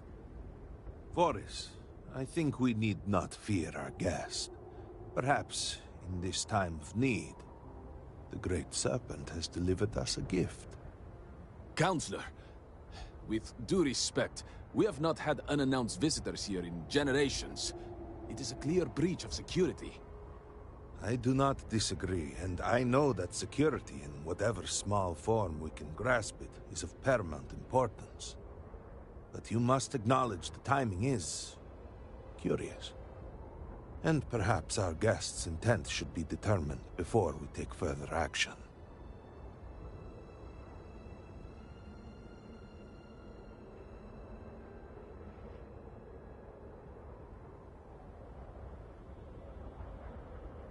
We received the automated transmission, but you are certainly not who we expected to find. Great Serpent! What's happening? Hear me! Speaker, we are here! We have reached out to you, to seek guidance in our hour of need. The gate in the Citadel has been opened just to seek you. It's like what we saw on the station. Have I failed you? What is this place? Where am I? Why do you not show yourself? I strive only to follow your command. All must serve. Please, do not leave me in darkness. I seek only your wisdom, your guidance. Great Serpent, your children cry out to you. Will you not answer us?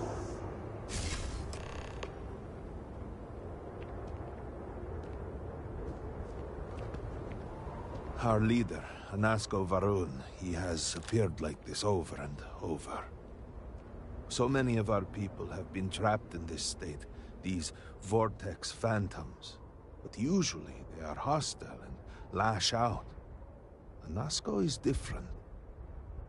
If only we could hear his voice, some reassurance that all is not lost.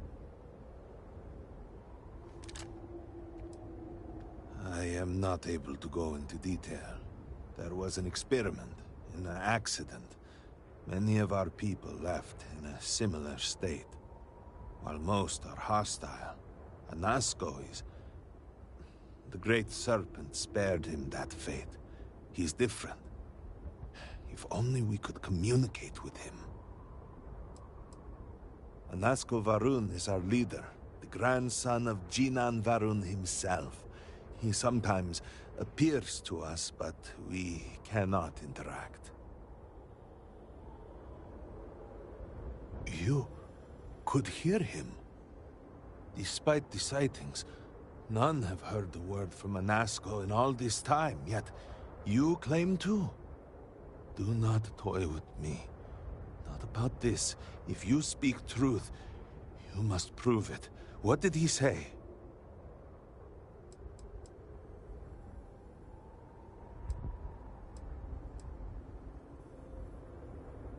The Serpent. Are you quite sure? I was right here and I didn't hear a thing. It is hard to believe, and yet, no outsider would know our creed. It is never uttered beyond this city. Truly, you did hear Anasko. You have been chosen.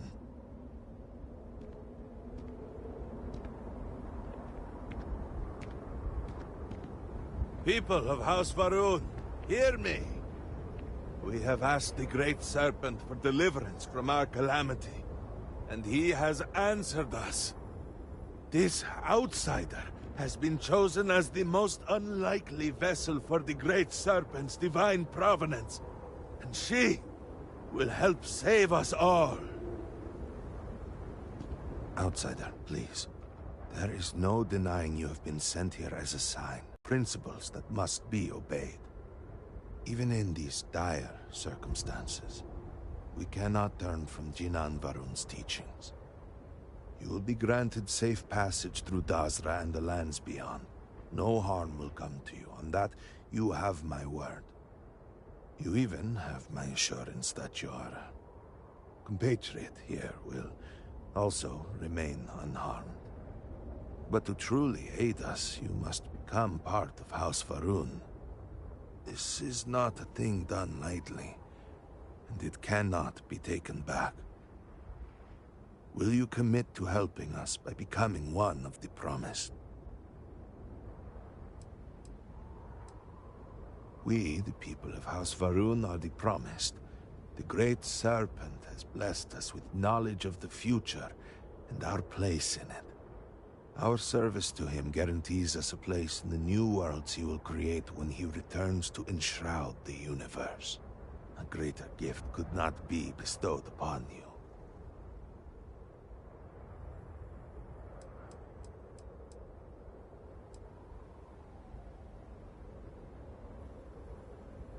You must mean the Zealots. I assure you, they do not represent House Varun. We do not engage with the settled systems. They would attack us just as soon as you or anyone else. And they would certainly never extend an offer to join them, as I do now in this time of desperation. So, will you?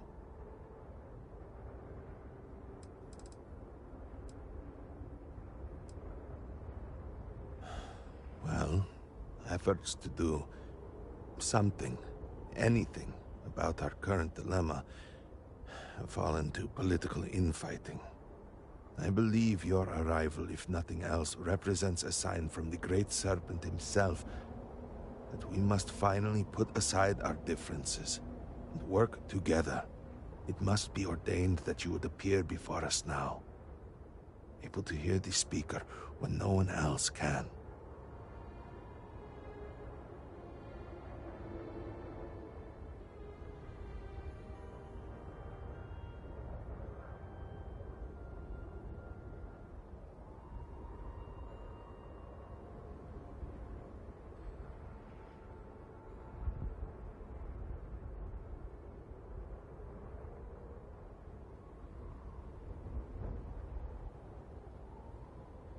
Excellent.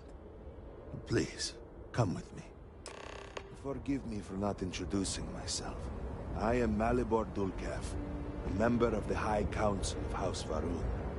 I have been asked to represent the Council in this moment. Please, enter our city. You have my word that you will not be harmed. I would ask that until you have become promised, you avoid the citizens of Dazra. They are not used to outsiders.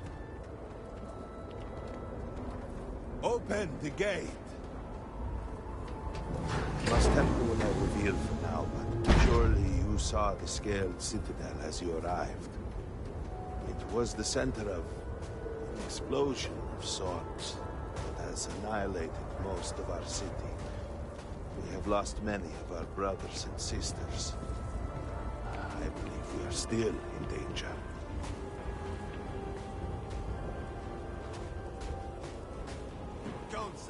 What is the meaning of this? Is there a problem, Makula? The city is in shambles. The speaker is missing, and here you are leading some outsider through our sacred space?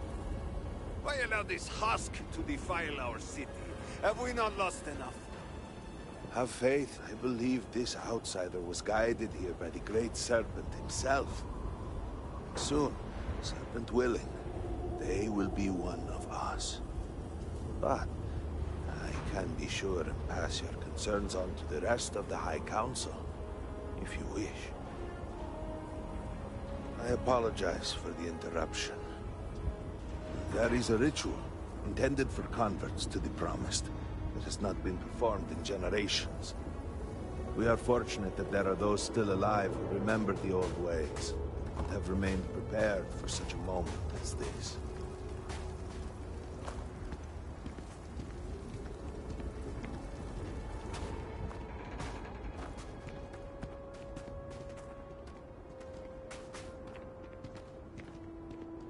Herald Inaza. I suspected we might find you here waiting. I saw the ship landing. I knew immediately that I would be needed. Indeed you are. This is Inaza Kaisir, Herald of the Serpent. She will guide you through the ritual. I am needed elsewhere, but I assure you that you are in good hands.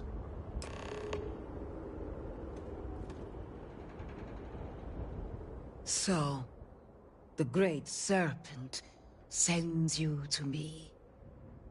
No husk that walk the Serpent's path.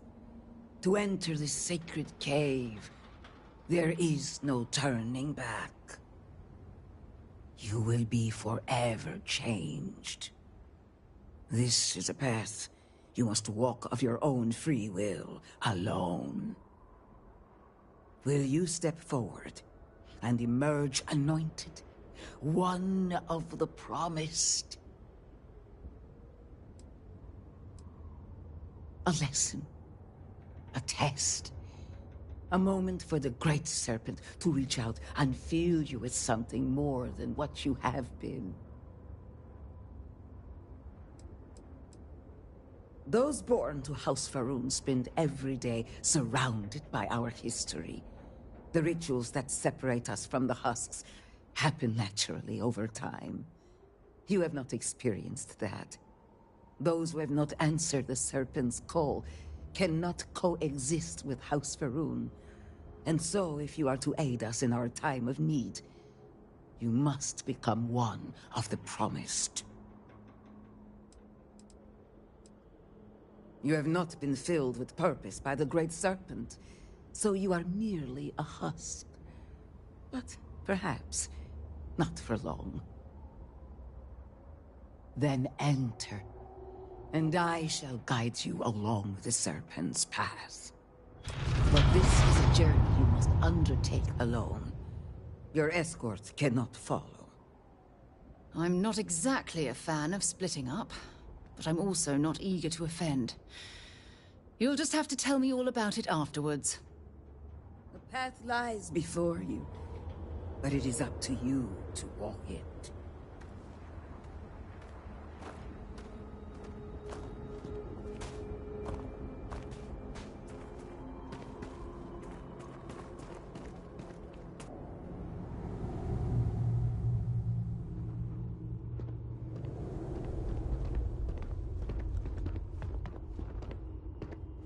You must walk the path. I am merely here to guide you along your way.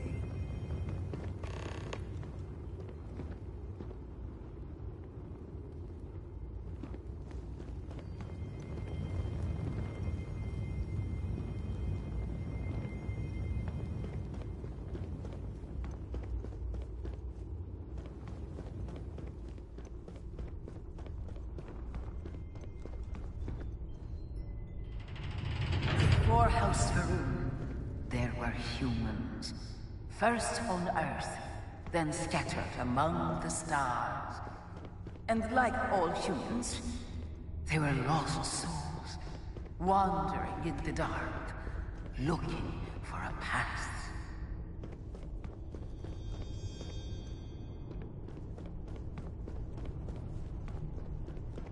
One particular colony ship housed several hundred of these souls. They were each alone and isolated, individual tiny flames that could be snuffed out at a moment's notice.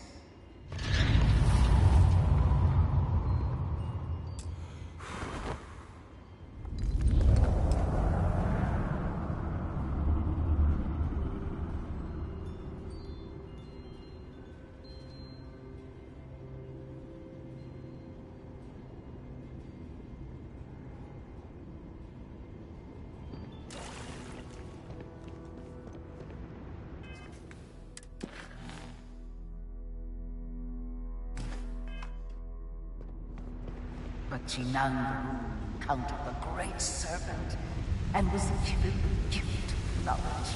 He shared his knowledge with those around him and lit the way for them. They followed his guidance and his light, and they cast aside the burdens of their former lives, and thus House Varun was born. Now you too have the chance to cast aside your burdens, to relieve yourself of anything that holds you back.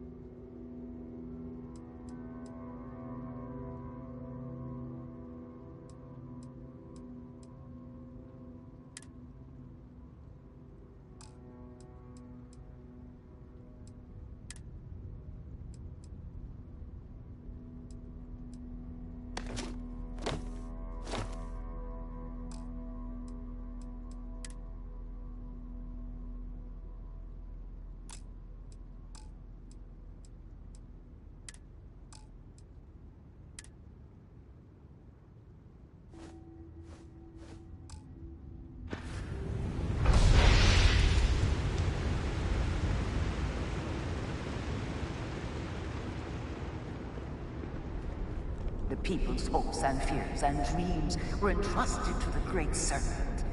They made the leap of faith that brought House Varun to greatness. You may now follow in their footsteps and take that same leap. Embrace the Great Serpent, and he will embrace you.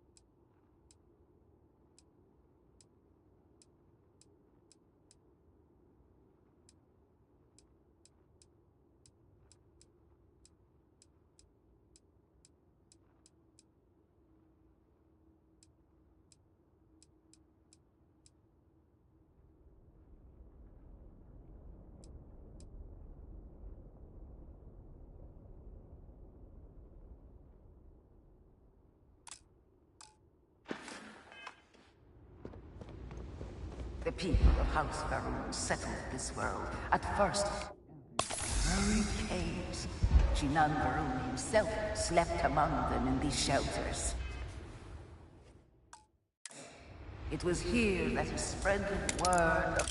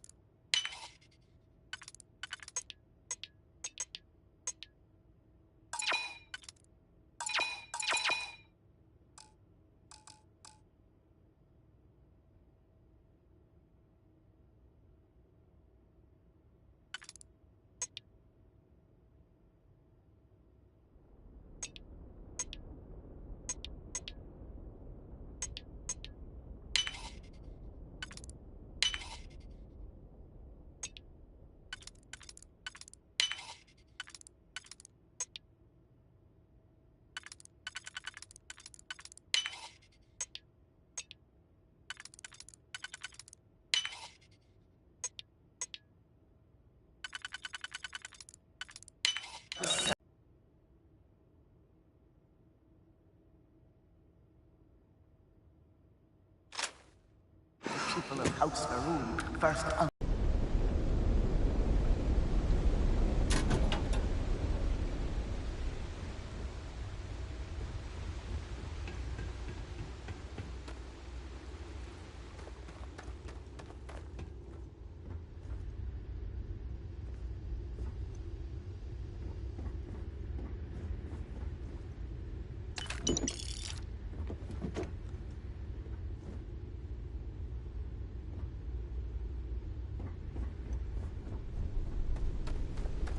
And it was here that the people of House Faroon first understood the truth of the shrouding. The great Seraphin's return. He will encircle the universe he created, and all those who do not follow will be cast into shadow. And the people weighed this knowledge against their former lives, and saw how they had been blessed despite the difficult new life that awaited them. You too would do well to feel that solace amidst the pain.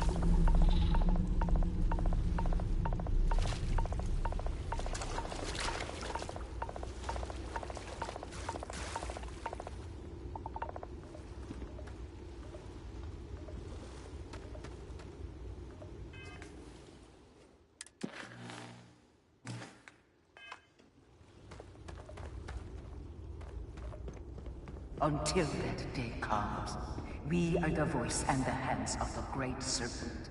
Our every act a sacrifice to hasten his return. Make now a sacrifice to prove your devotion.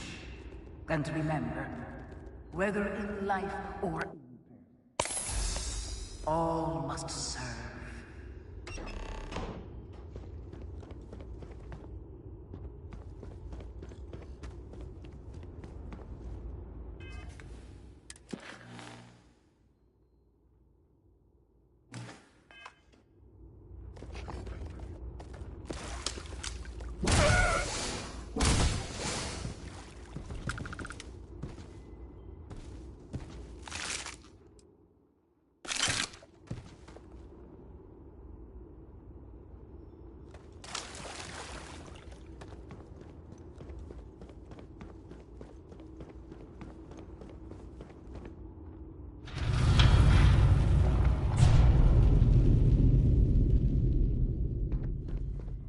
Let us begin the final ritual.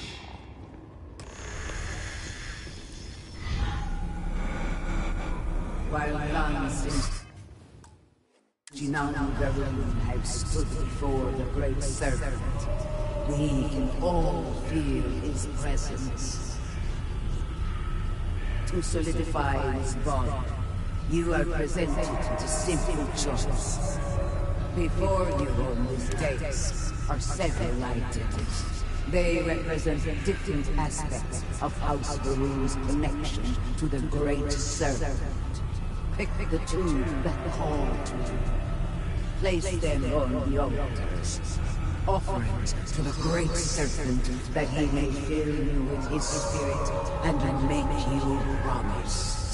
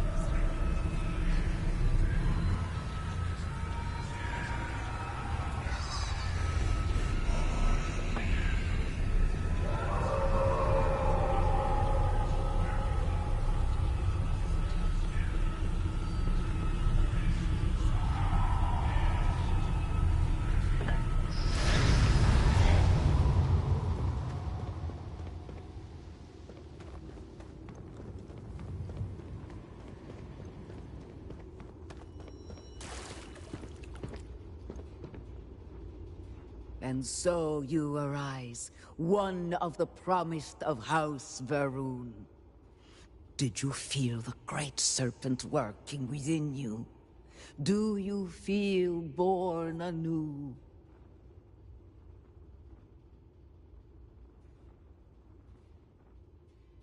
Through strength and perseverance, House Varun will triumph over all that stands in its way.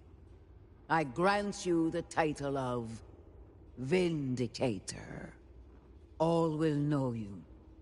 All will trust you. Above us, in the grand ship morning, jewel of the Varun fleet, the High Council awaits your arrival. Serve them. Serve the great serpent. All must serve. You've got something for me? Time to go?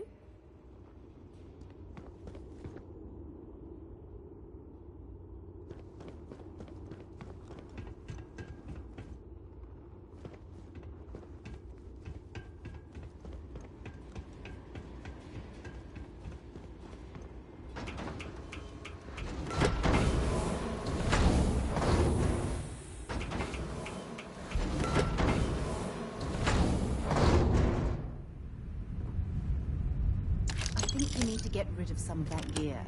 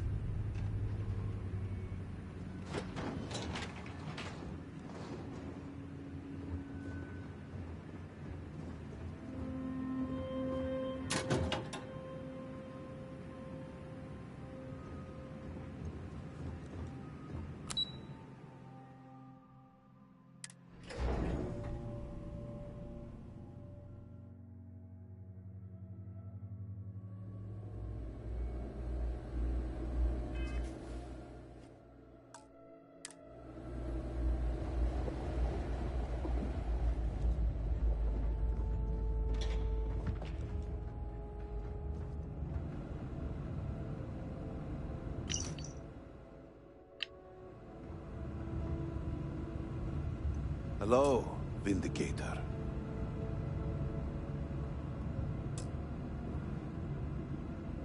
Welcome, Vindicator.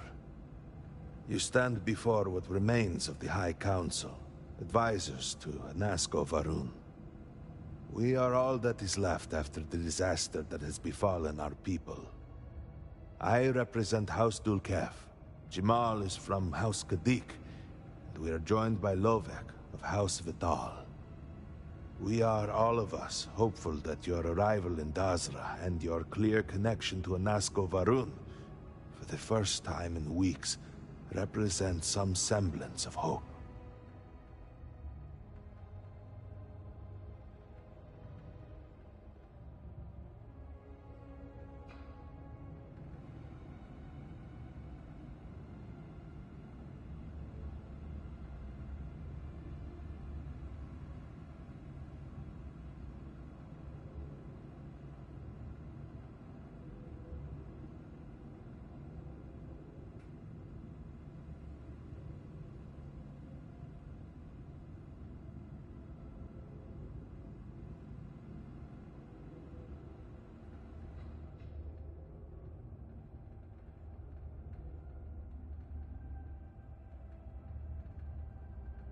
Was there something else?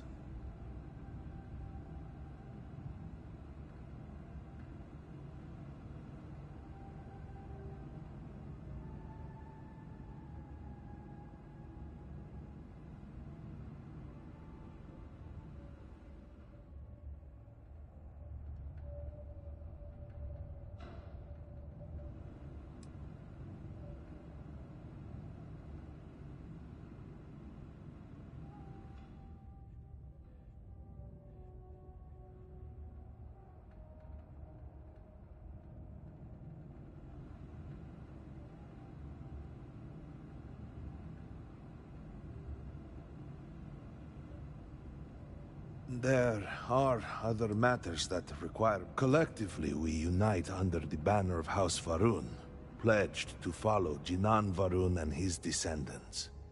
But our society is not a monolith. It's now helped to govern the people of House Varun, and offer counsel to our leader.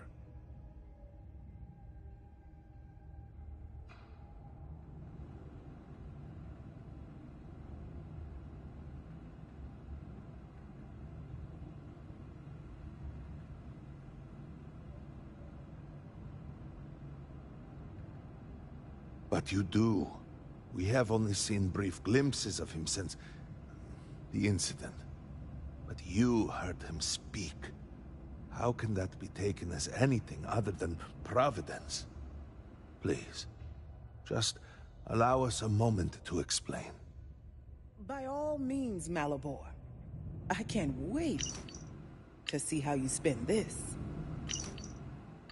Please, can we just for a moment... Can we just for a moment what? Discuss whether or not to allow the first convert to House Varun since before any of us were born? A bit late on that, it seems. You were not there. You did not see Anasco. It felt different. We have already wasted so much time... You're correct. I was not there. Because you elected to travel to the spaceport on your own. And then decided this on your own. Do not waste time with more bickering. Anasco, and by extension House Varun, suffers with every passing moment. Of course, Lovek. My apologies. Please, Malabor. Do go on. Anasco Varun, like his father before him, has relied on the teachings of Jinan to guide us. Anasco wondered if perhaps it was time to seek guidance directly from the Great Serpent, and so sought a means of reaching out. Perhaps he found the teachings inadequate. Careful, Kadik. You tread on dangerous ground. I mean nothing by it. We simply were never consulted on the matter and do not know the full motive. The point is that a series of experiments have taken place over the years, utilizing grav drive technology to hopefully make direct contact with the Great Serpent, similar to Jinan Varun's initial meeting. And then something went wrong. We do not know what happened. We were not inside the Scaled Citadel at the time. Had we been, we wouldn't be standing here now. We'd be like the rest of them. A great tide of energy emanated from the Scaled Citadel and swept across Dasra. Much was destroyed in its wake. Those caught in the blast have been left in a state of confusion, trapped halfway between our universe and the Vortex. The Citadel itself remains in such a state.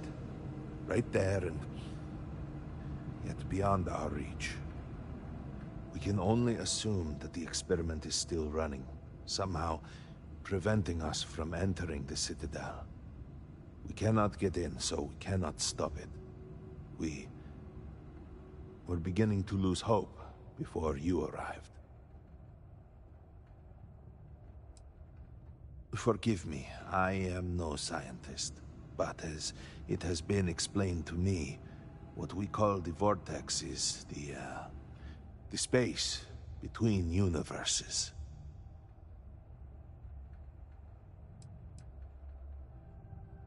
It has only been a few weeks. There had been efforts to put together some kind of response, some plan. But they had fallen apart.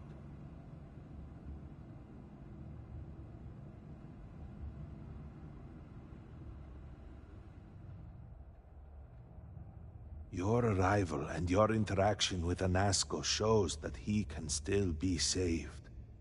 A plan had been devised to access the Citadel, but the work stalled.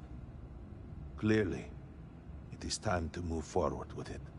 The current head of our science team, Ekris, should be in Jinan Plaza down below us, towards the Citadel.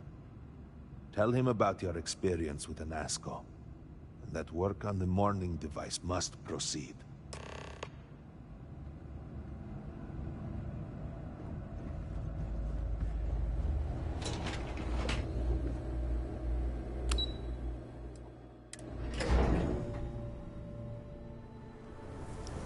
know the scientists out at Lamadi Station?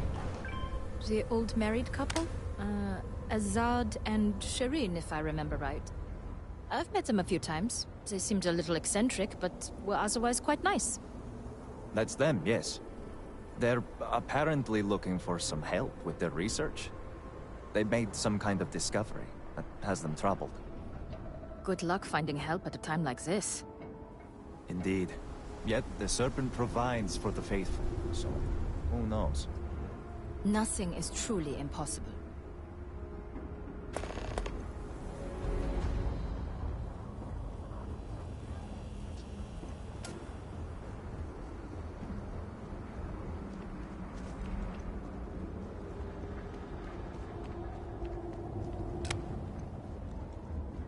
By the stars. I wasn't prepared for the sheer scale of it all. Do not agitate the locals. Many have already lost everything. They need no further troubles. But instead, here you are, acting like a common fool. Borhal, calm down. Do not do this here. How shameful of you to have these outbursts. Oh my, what would poor mother and father think? You will speak not of mother and father, sloughing bastard. No shame. No shame at all. What a waste of good life that they worked tirelessly to give you. Mother and father spat on the ground I walked on. You were their pride and joy. Oh, good, generous Borhal. Always the paragon, the keeper of our family name. I am disgusted to call you brother. It would be best for all of us if by some miracle you were to drown in one of those bottles of Kosa you are so infatuated with. Ugh, with a brother like you, is it any wonder I am driven to drink?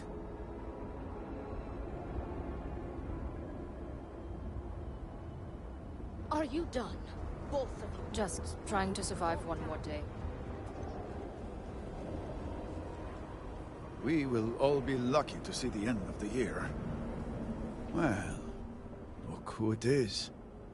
You have made quite a stir, and given the state of things, that is a singular accomplishment. To what do I owe the honor, Vindicator?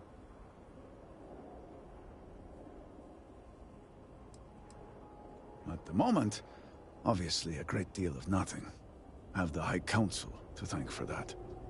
Politics and expedience rarely pair well.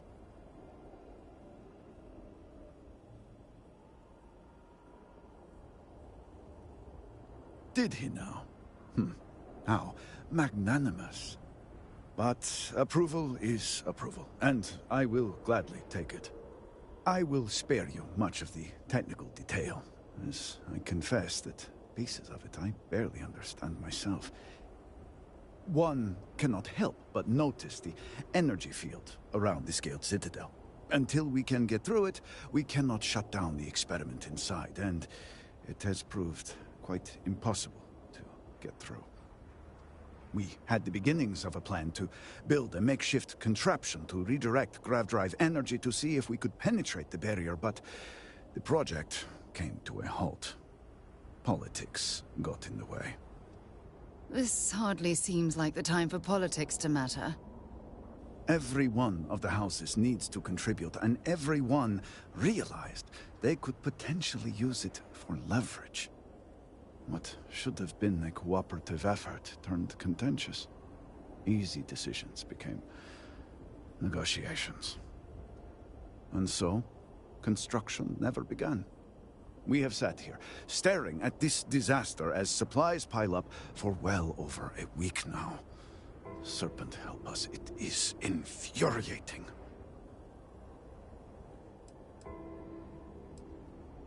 The Council just so happens to represent the 3 houses under Varun's banner, who are also entrusted with various aspects of running, well, everything. Each of those houses needs to contribute something to the project, so the Council is the final stopgap. Were the Speaker here, he could bypass all of it with a wave of his hand, but, well, you have already seen the state he's in.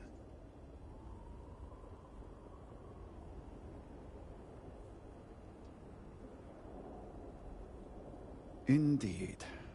All must serve. I believe I've done enough complaining for now. Time to get to work. If you're here, the Council has likely sent word to the houses that it's time to stop the infighting.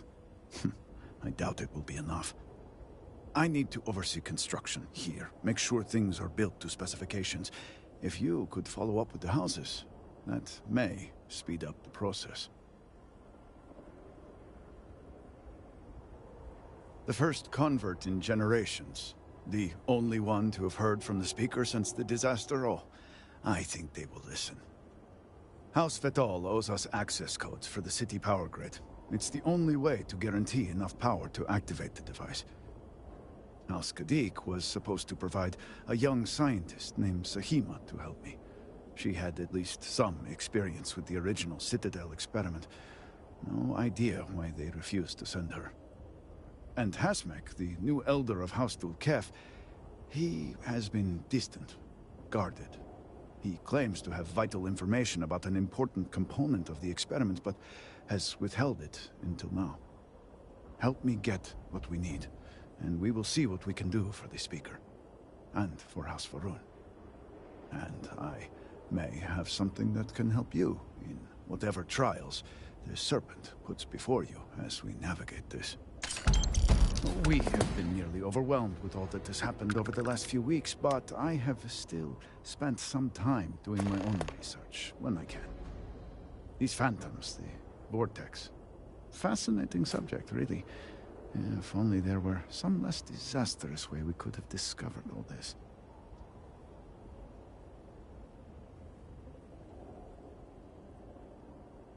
I know. I have lost friends and colleagues myself. We have encountered several interesting phenomena. First, while the phantoms shift to a fully human form when killed, they often retain small shards that appear to be an almost crystallized version of vortex energy. Second, we have learned that killing the phantoms sometimes causes an even greater disturbance. Horrors, as they have been colloquially termed, can appear from somewhere. We are unsure of their origin, but it is not within our universe. These horrors and their spawn are infested with cysts, a seemingly organic manifestation of vortex energy. We have managed to collect enough to run experiments and have devised a method of combining them into an explosive mixture with varying properties. While they have no use in the development of the morning device, if you find yourself out in the field, I believe they could have more practical applications.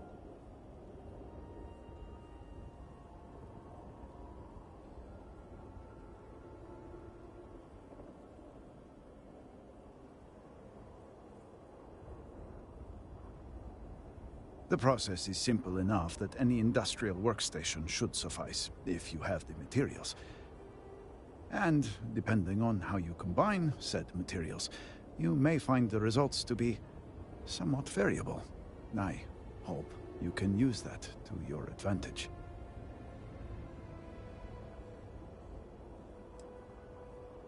Just look around. I'm sure you have at least some idea of how much we have physically lost. A huge portion of the city is just gone. And those left behind are struggling. Supplies are limited. There is so much work to be done, and we are all just so tired. I hope that eventually we can return things to the way they were, but we must be realistic. That will take time, and I suspect a great deal of it. Not enough to have prevented it from happening. If I had any idea it was going to turn out like this, It had been Inasco's primary goal for some time. A way to recreate Jinan Varun's encounter with the Great Serpent. Everything we knew about grav drive technology, every scientific advancement we'd made in the last 100 years was poured into it. Towards the end, I was just so exhausted. I asked for a brief time off. Had I not, I would be trapped in there with the rest of the science team.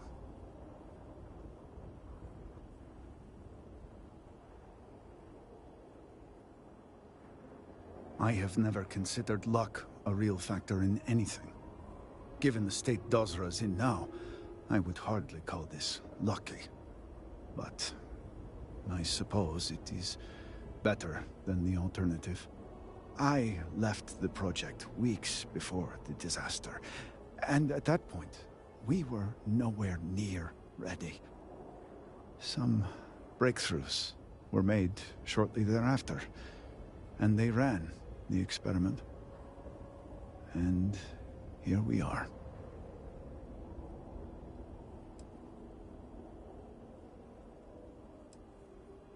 Yes, depending on how much trouble you're getting into. We have been nearly overwhelmed with all that has happened over the last few weeks, but I have still spent some time doing my own research when I can. These phantoms, the vortex.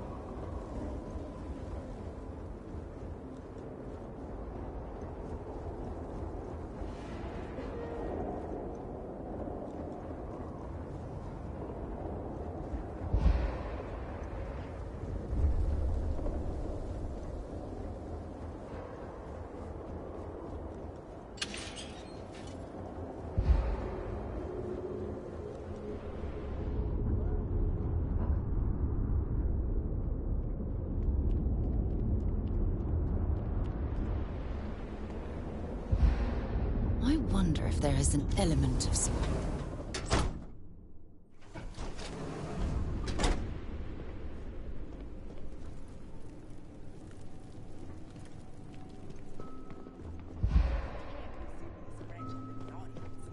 This is exactly the impression we don't want to give. Please, Jamal. Don't you see how all this works in our favor? It's not up for discussion. I won't risk what we've worked so hard to achieve. It's done. No, you'd risk our future and reputation as a house. But you are the chosen elder. Ah, don't patronize me. The Great Serpent spared our house. We are favored here. And shouldn't you get back to the council? We can't afford to be absent at a time like this. I guarantee I'm not missing much. But you're right. I'll be heading back soon enough. Yes? So, Akris has sent our newest Vindicator to inquire about Sahima. Don't worry, Jamal's already told me all about you. I'm Razma, Elder of House Kadik and head of the Ministry of Conjunction. House Kadik is one of the 3 noble houses under House Varun. We've a reputation on being the more moderate of the 3. Not as fervent as House Vithal, and not as passive as House Dolkef. We're also largely associated with the Ministry of Conjunction, since I lead the department. The Ministry of Conjunction is one of the 3 government branches of our society. We deal in information to ensure the High Council can make educated decisions. Most of our work is highly classified. Even the High Council itself may not be aware of all that we're involved in. Well, it's also an honor to meet one as interesting as yourself. I wouldn't have suspected an outsider to be made promised. But who am I to argue with the Great Serpent's choice?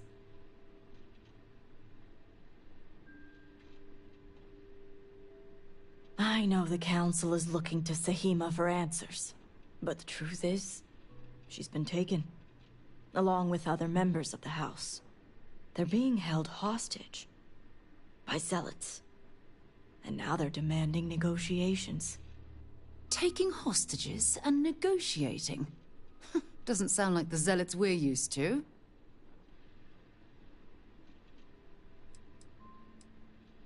Because right now, this situation is a matter for the Ministry of Conjunction. As much as the Council thinks it's their business, it's not. At least not yet. They want Sahima, and we're trying to produce her.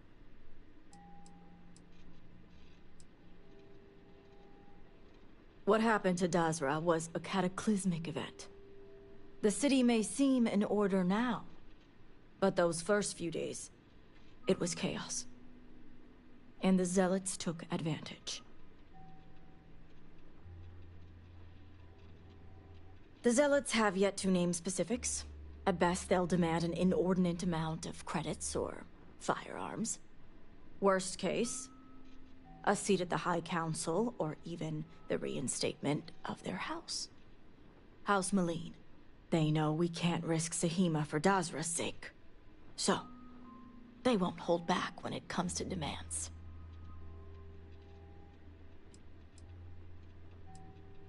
House Malene was fully dedicated to Jandar Varun. They objected when his brother, Jarek, was chosen to take over as leader. They knew he would bring an end to the Serpent's Crusade. It's why they abandoned their house and became the zealots you know today, to continue what they believe is Jinan and Jandar's work. Jinan Varun had twin sons, Jarek and Jandar. Jandar fully supported the Serpent's Crusade, and to many in House Malene, was the best suited to take over for his father. They had a house. House Malene was abandoned a long time ago, but there are some who'd want to see it reinstated.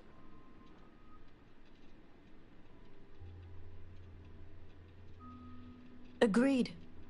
Which is why I'm hoping you can help. I need you to find the hostages. Bring them home, so the Zealots have nothing to leverage, and Sahima can work with the High Council. Normally I'd have agents doing everything possible to find them.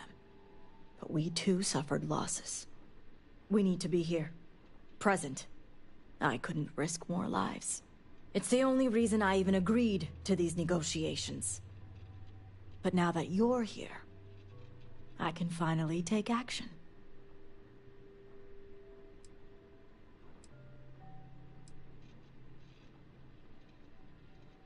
Of course. But the negotiations offered a chance to get Sahima and the others back without putting lives at risk. I saw the chance and had to take it. As demanding as I'd expected the Zealots to be.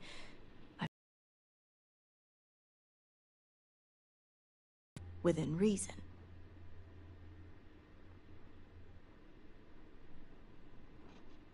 And that is where the issue lies. I don't know where the Zealots are keeping Sahima, but I have a good idea who does. Their name is Merrick.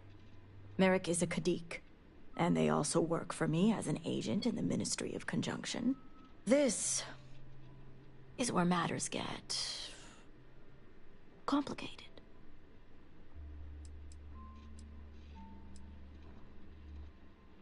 Once I made the decision to go through with the negotiations, it wasn't necessary. Now that the situation has changed, well, that's going to be your job now.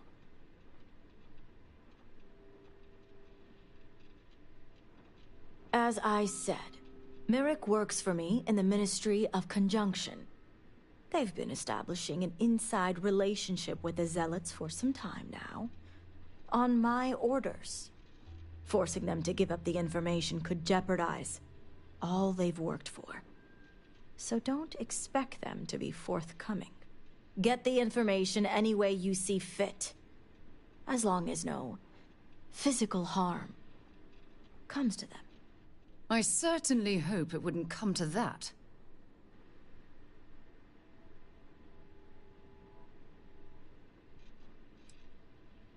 Merrick is proud of what they've accomplished, so I doubt they'll give up information easily. If being persuasive isn't your strong suit, perhaps appealing to their substantial ego may help. If you can stomach it. Just don't be direct. I'm sure it would put them on the defensive. Either that, or make them completely unwilling to talk. What better way to surveil a threat? It's important for us to know what the Zealots may be targeting, to stay one step ahead.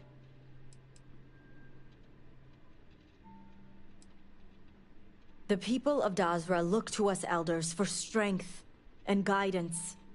We cannot fail them at a time like this. Don't let my composure fool you, promised? It's neither easy nor something I take lightly.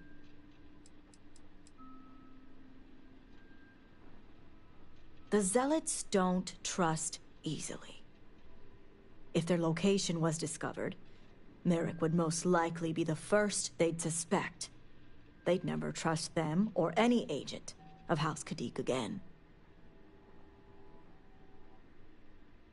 See that you do.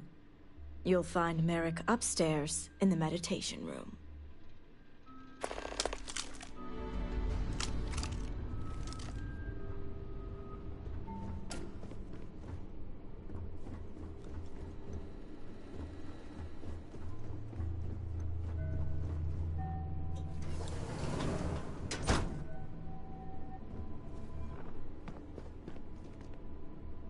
You're no member of House Kadik. What are you doing here? And you are? Ah, the heretic turned promised. I was wondering when our paths would cross. So tell me, what would a chosen one such as yourself want with someone like me?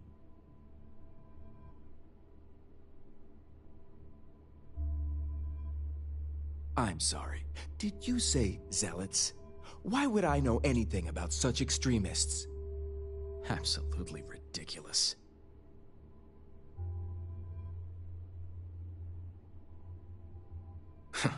So much for confidentiality. I guess this means the High Council is still asking Auntie Razma where Sahima is. And if you're here making demands, she obviously has decided to make use of you rather than undergo sincere negotiations. I see what's going on here.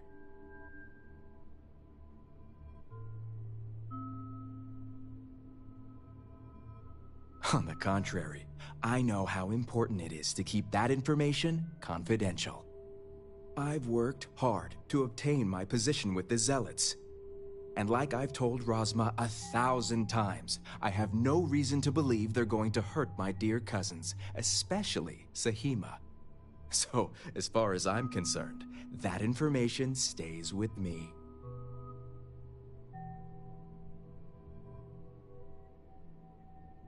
Oh, I don't think so.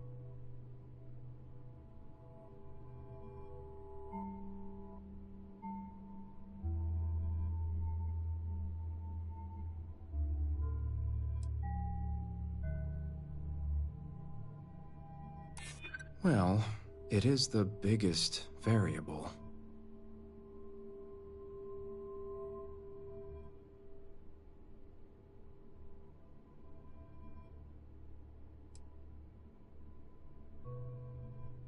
Yes, it's something I have considered.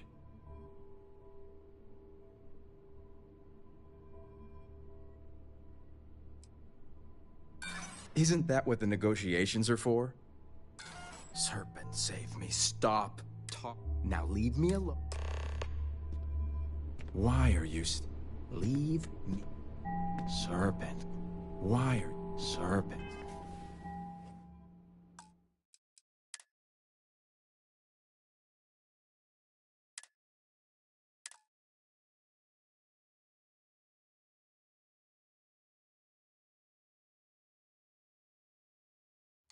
Serpent, grant me. Leave me. Leave, sir. Why are you, Serpent?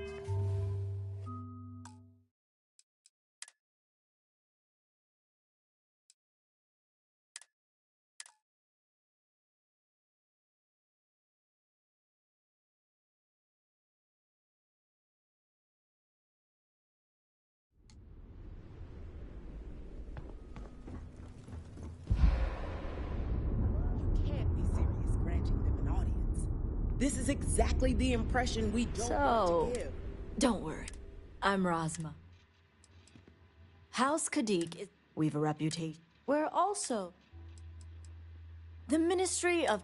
We deal in information. Most of our work... Well, it's also... I wouldn't have I know the camp. They're being held... Taking hostage? Because right now, as much as they want to see. What happened to Dazra? It was chaos. The Zealots have yet... Worst case, they know we can't. House Maleen, they objected. It's why they object. Jinan Varun, Jandarful.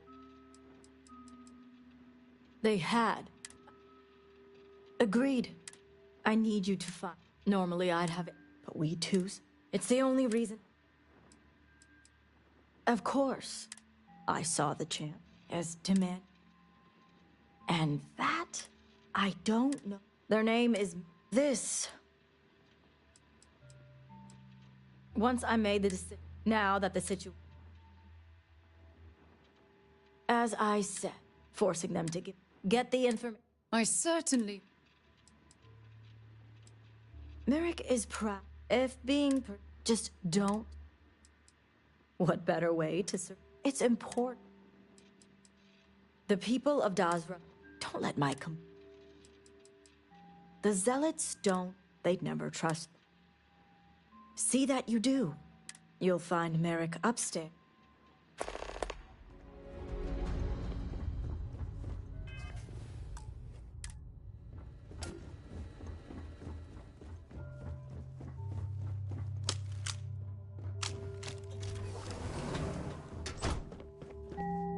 You're no member of... And you are... Ah, the her... So, tell me. I'm sorry. Did you... Absolutely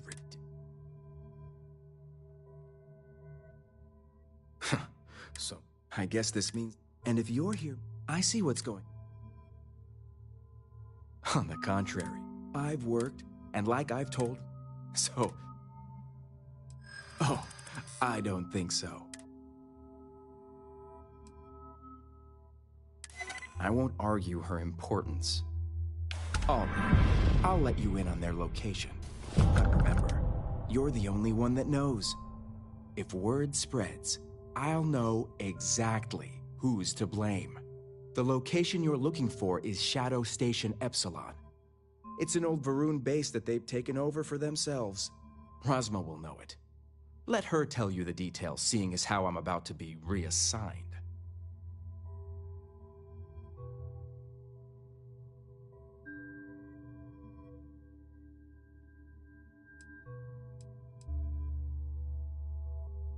Isn't the answer obvious? The Zealots will know the location came from me. All that hard work, thrown out the window because someone refuses to undergo negotiations. It better.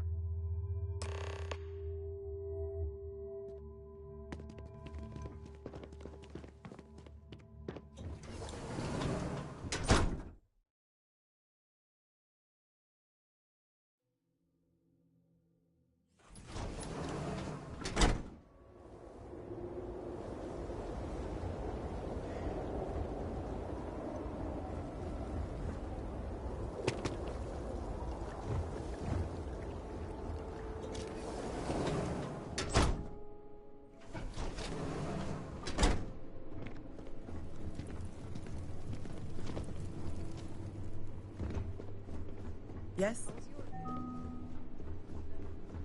I pray you were successful. You must have gotten the location.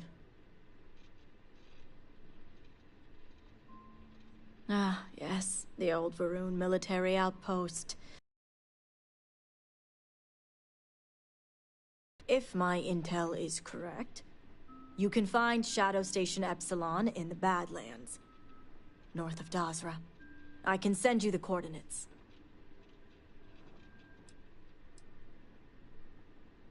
Shadow Station Epsilon is one of many Zealot bases scattered throughout. As I mentioned before, I wasn't willing to risk agent lives in order to scout them all. Epsilon was once a research station, with a focus on grav drive manipulation. The Zealots have since vastly expanded upon it. But it makes sense if they intend to use Sahima to their advantage. The Shadow Stations were established during the Serpent's Crusade. A series of secret military installations that few knew about, and even fewer may remember. The idea was to have isolated centers focused on different aspects of furthering the crusade. This way, if one fell, it wouldn't endanger the others.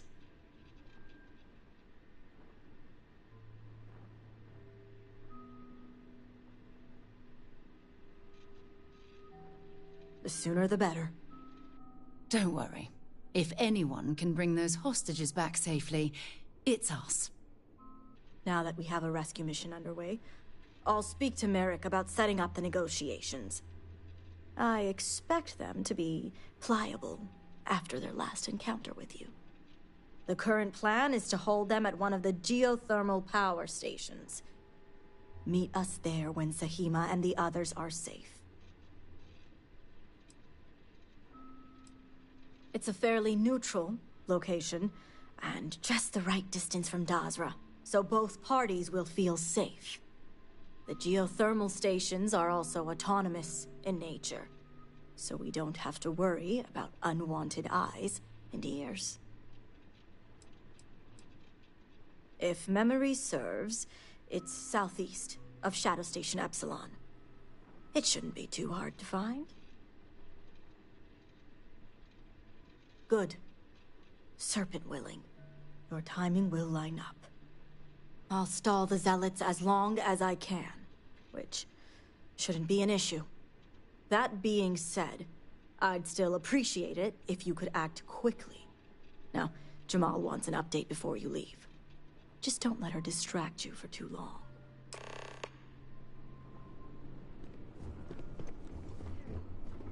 Vindicator, a word before you go. Tell me, Vindicator, what do you know about the Zealots? You're right. The Great Serpent protects.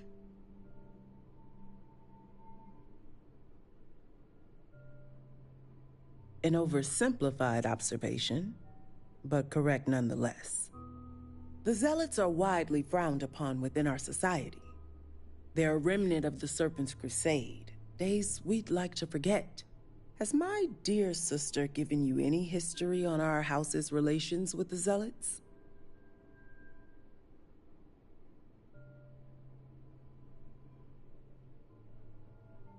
I'm surprised she even mentioned that much.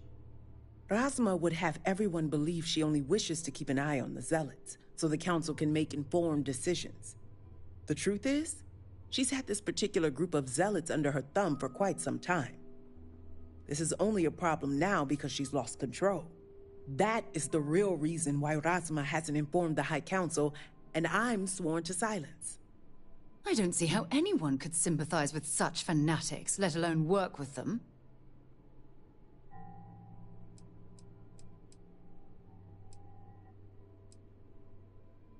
Yes, I'll get to that momentarily.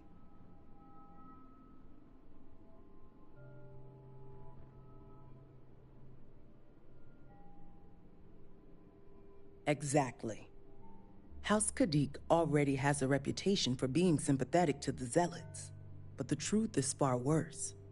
Razma wants the Zealots to back House Kadik, so the balance of power between the noble houses would shift to us. She's been employing them, paying them in supplies that aid their blind crusade.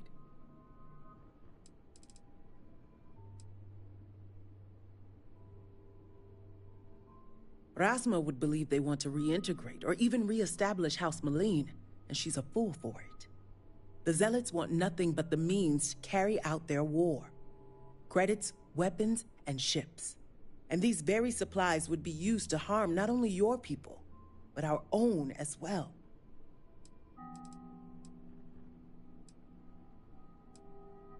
There are several members who are sympathetic toward them or their cause.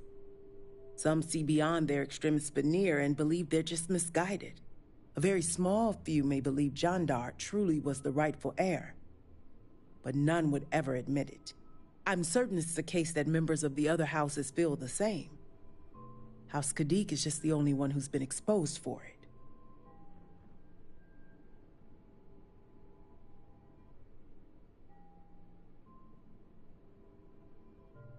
The Council knows nothing of her work with the Zealots, and I aim to keep it that way.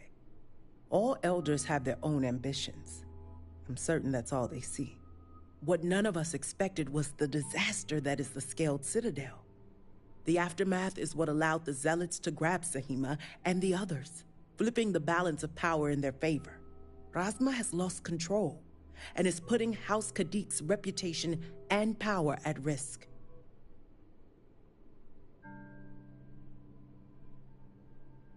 And that's what I wish to speak to you about. House Kadik shouldn't be associating with Zealots at all, except on an extermination level. But worse, we absolutely cannot be supplying them with ordnance of any kind. We need to cut ties with the Zealots altogether.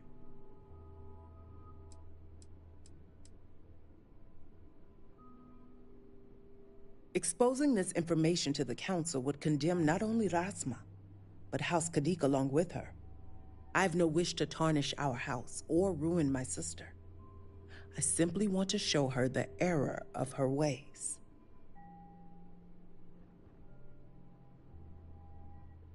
How astute. I want you to put an end to any connections between House Kadik and the Zealots. And while my position won't allow me to be blunt, I'll still make it clear.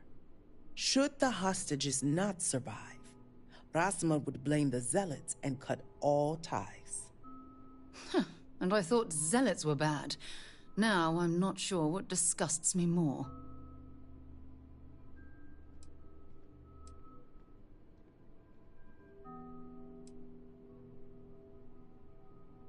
Those few lives will be nothing compared to the lives the Zealots will take if House Kadik continues to supply them. Sacrificing them would open my sister's eyes, quelling any sympathy and desire to work with the Zealots. Once Rasma no longer sees the Zealots as an ally, the rest will soon follow. Perhaps you don't understand. These noble houses have existed for generations. The people look up to us to guide them under the will of the Great Serpent. The fall of a noble house would put everything into question. And with the state Dazra is in right now, I won't allow that to happen.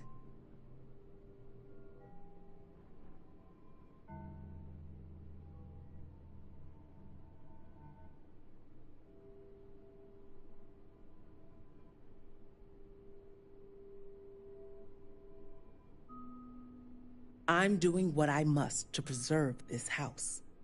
All you need to get is Sahima's research, which she has with her.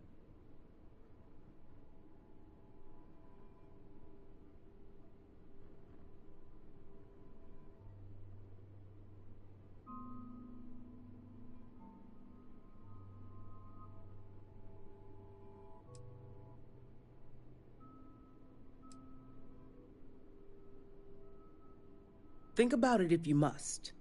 But if you care about your people, you'll come to the same conclusion as I have. And when you do, just know that we can't afford any loose ends. No witnesses. As far as everyone else is concerned, the hostages were dead when you arrived, and you exacted revenge in House Kadik's name.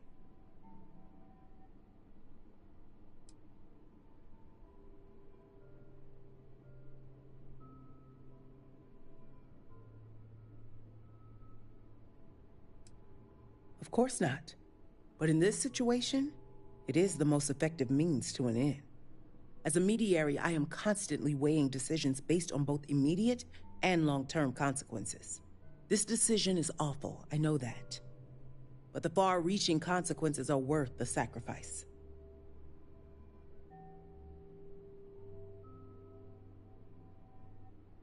I trust you'll make the right decision. Until then, I'll see you at the negotiations.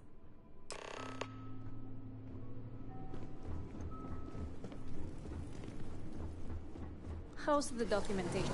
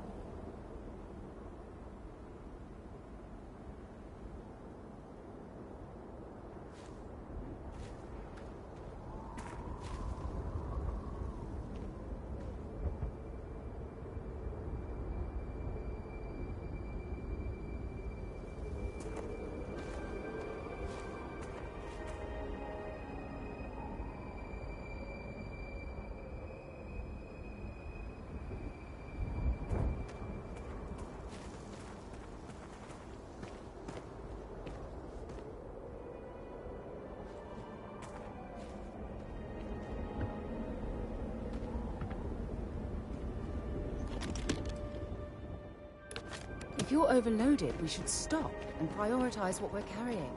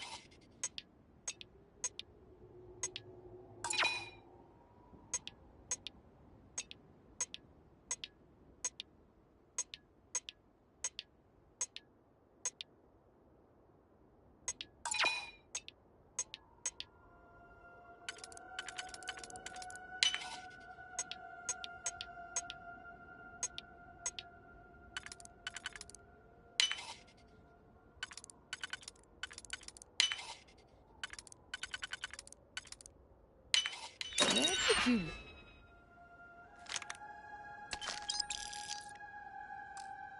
learn to pick... You know what, on second thought, I don't want to know.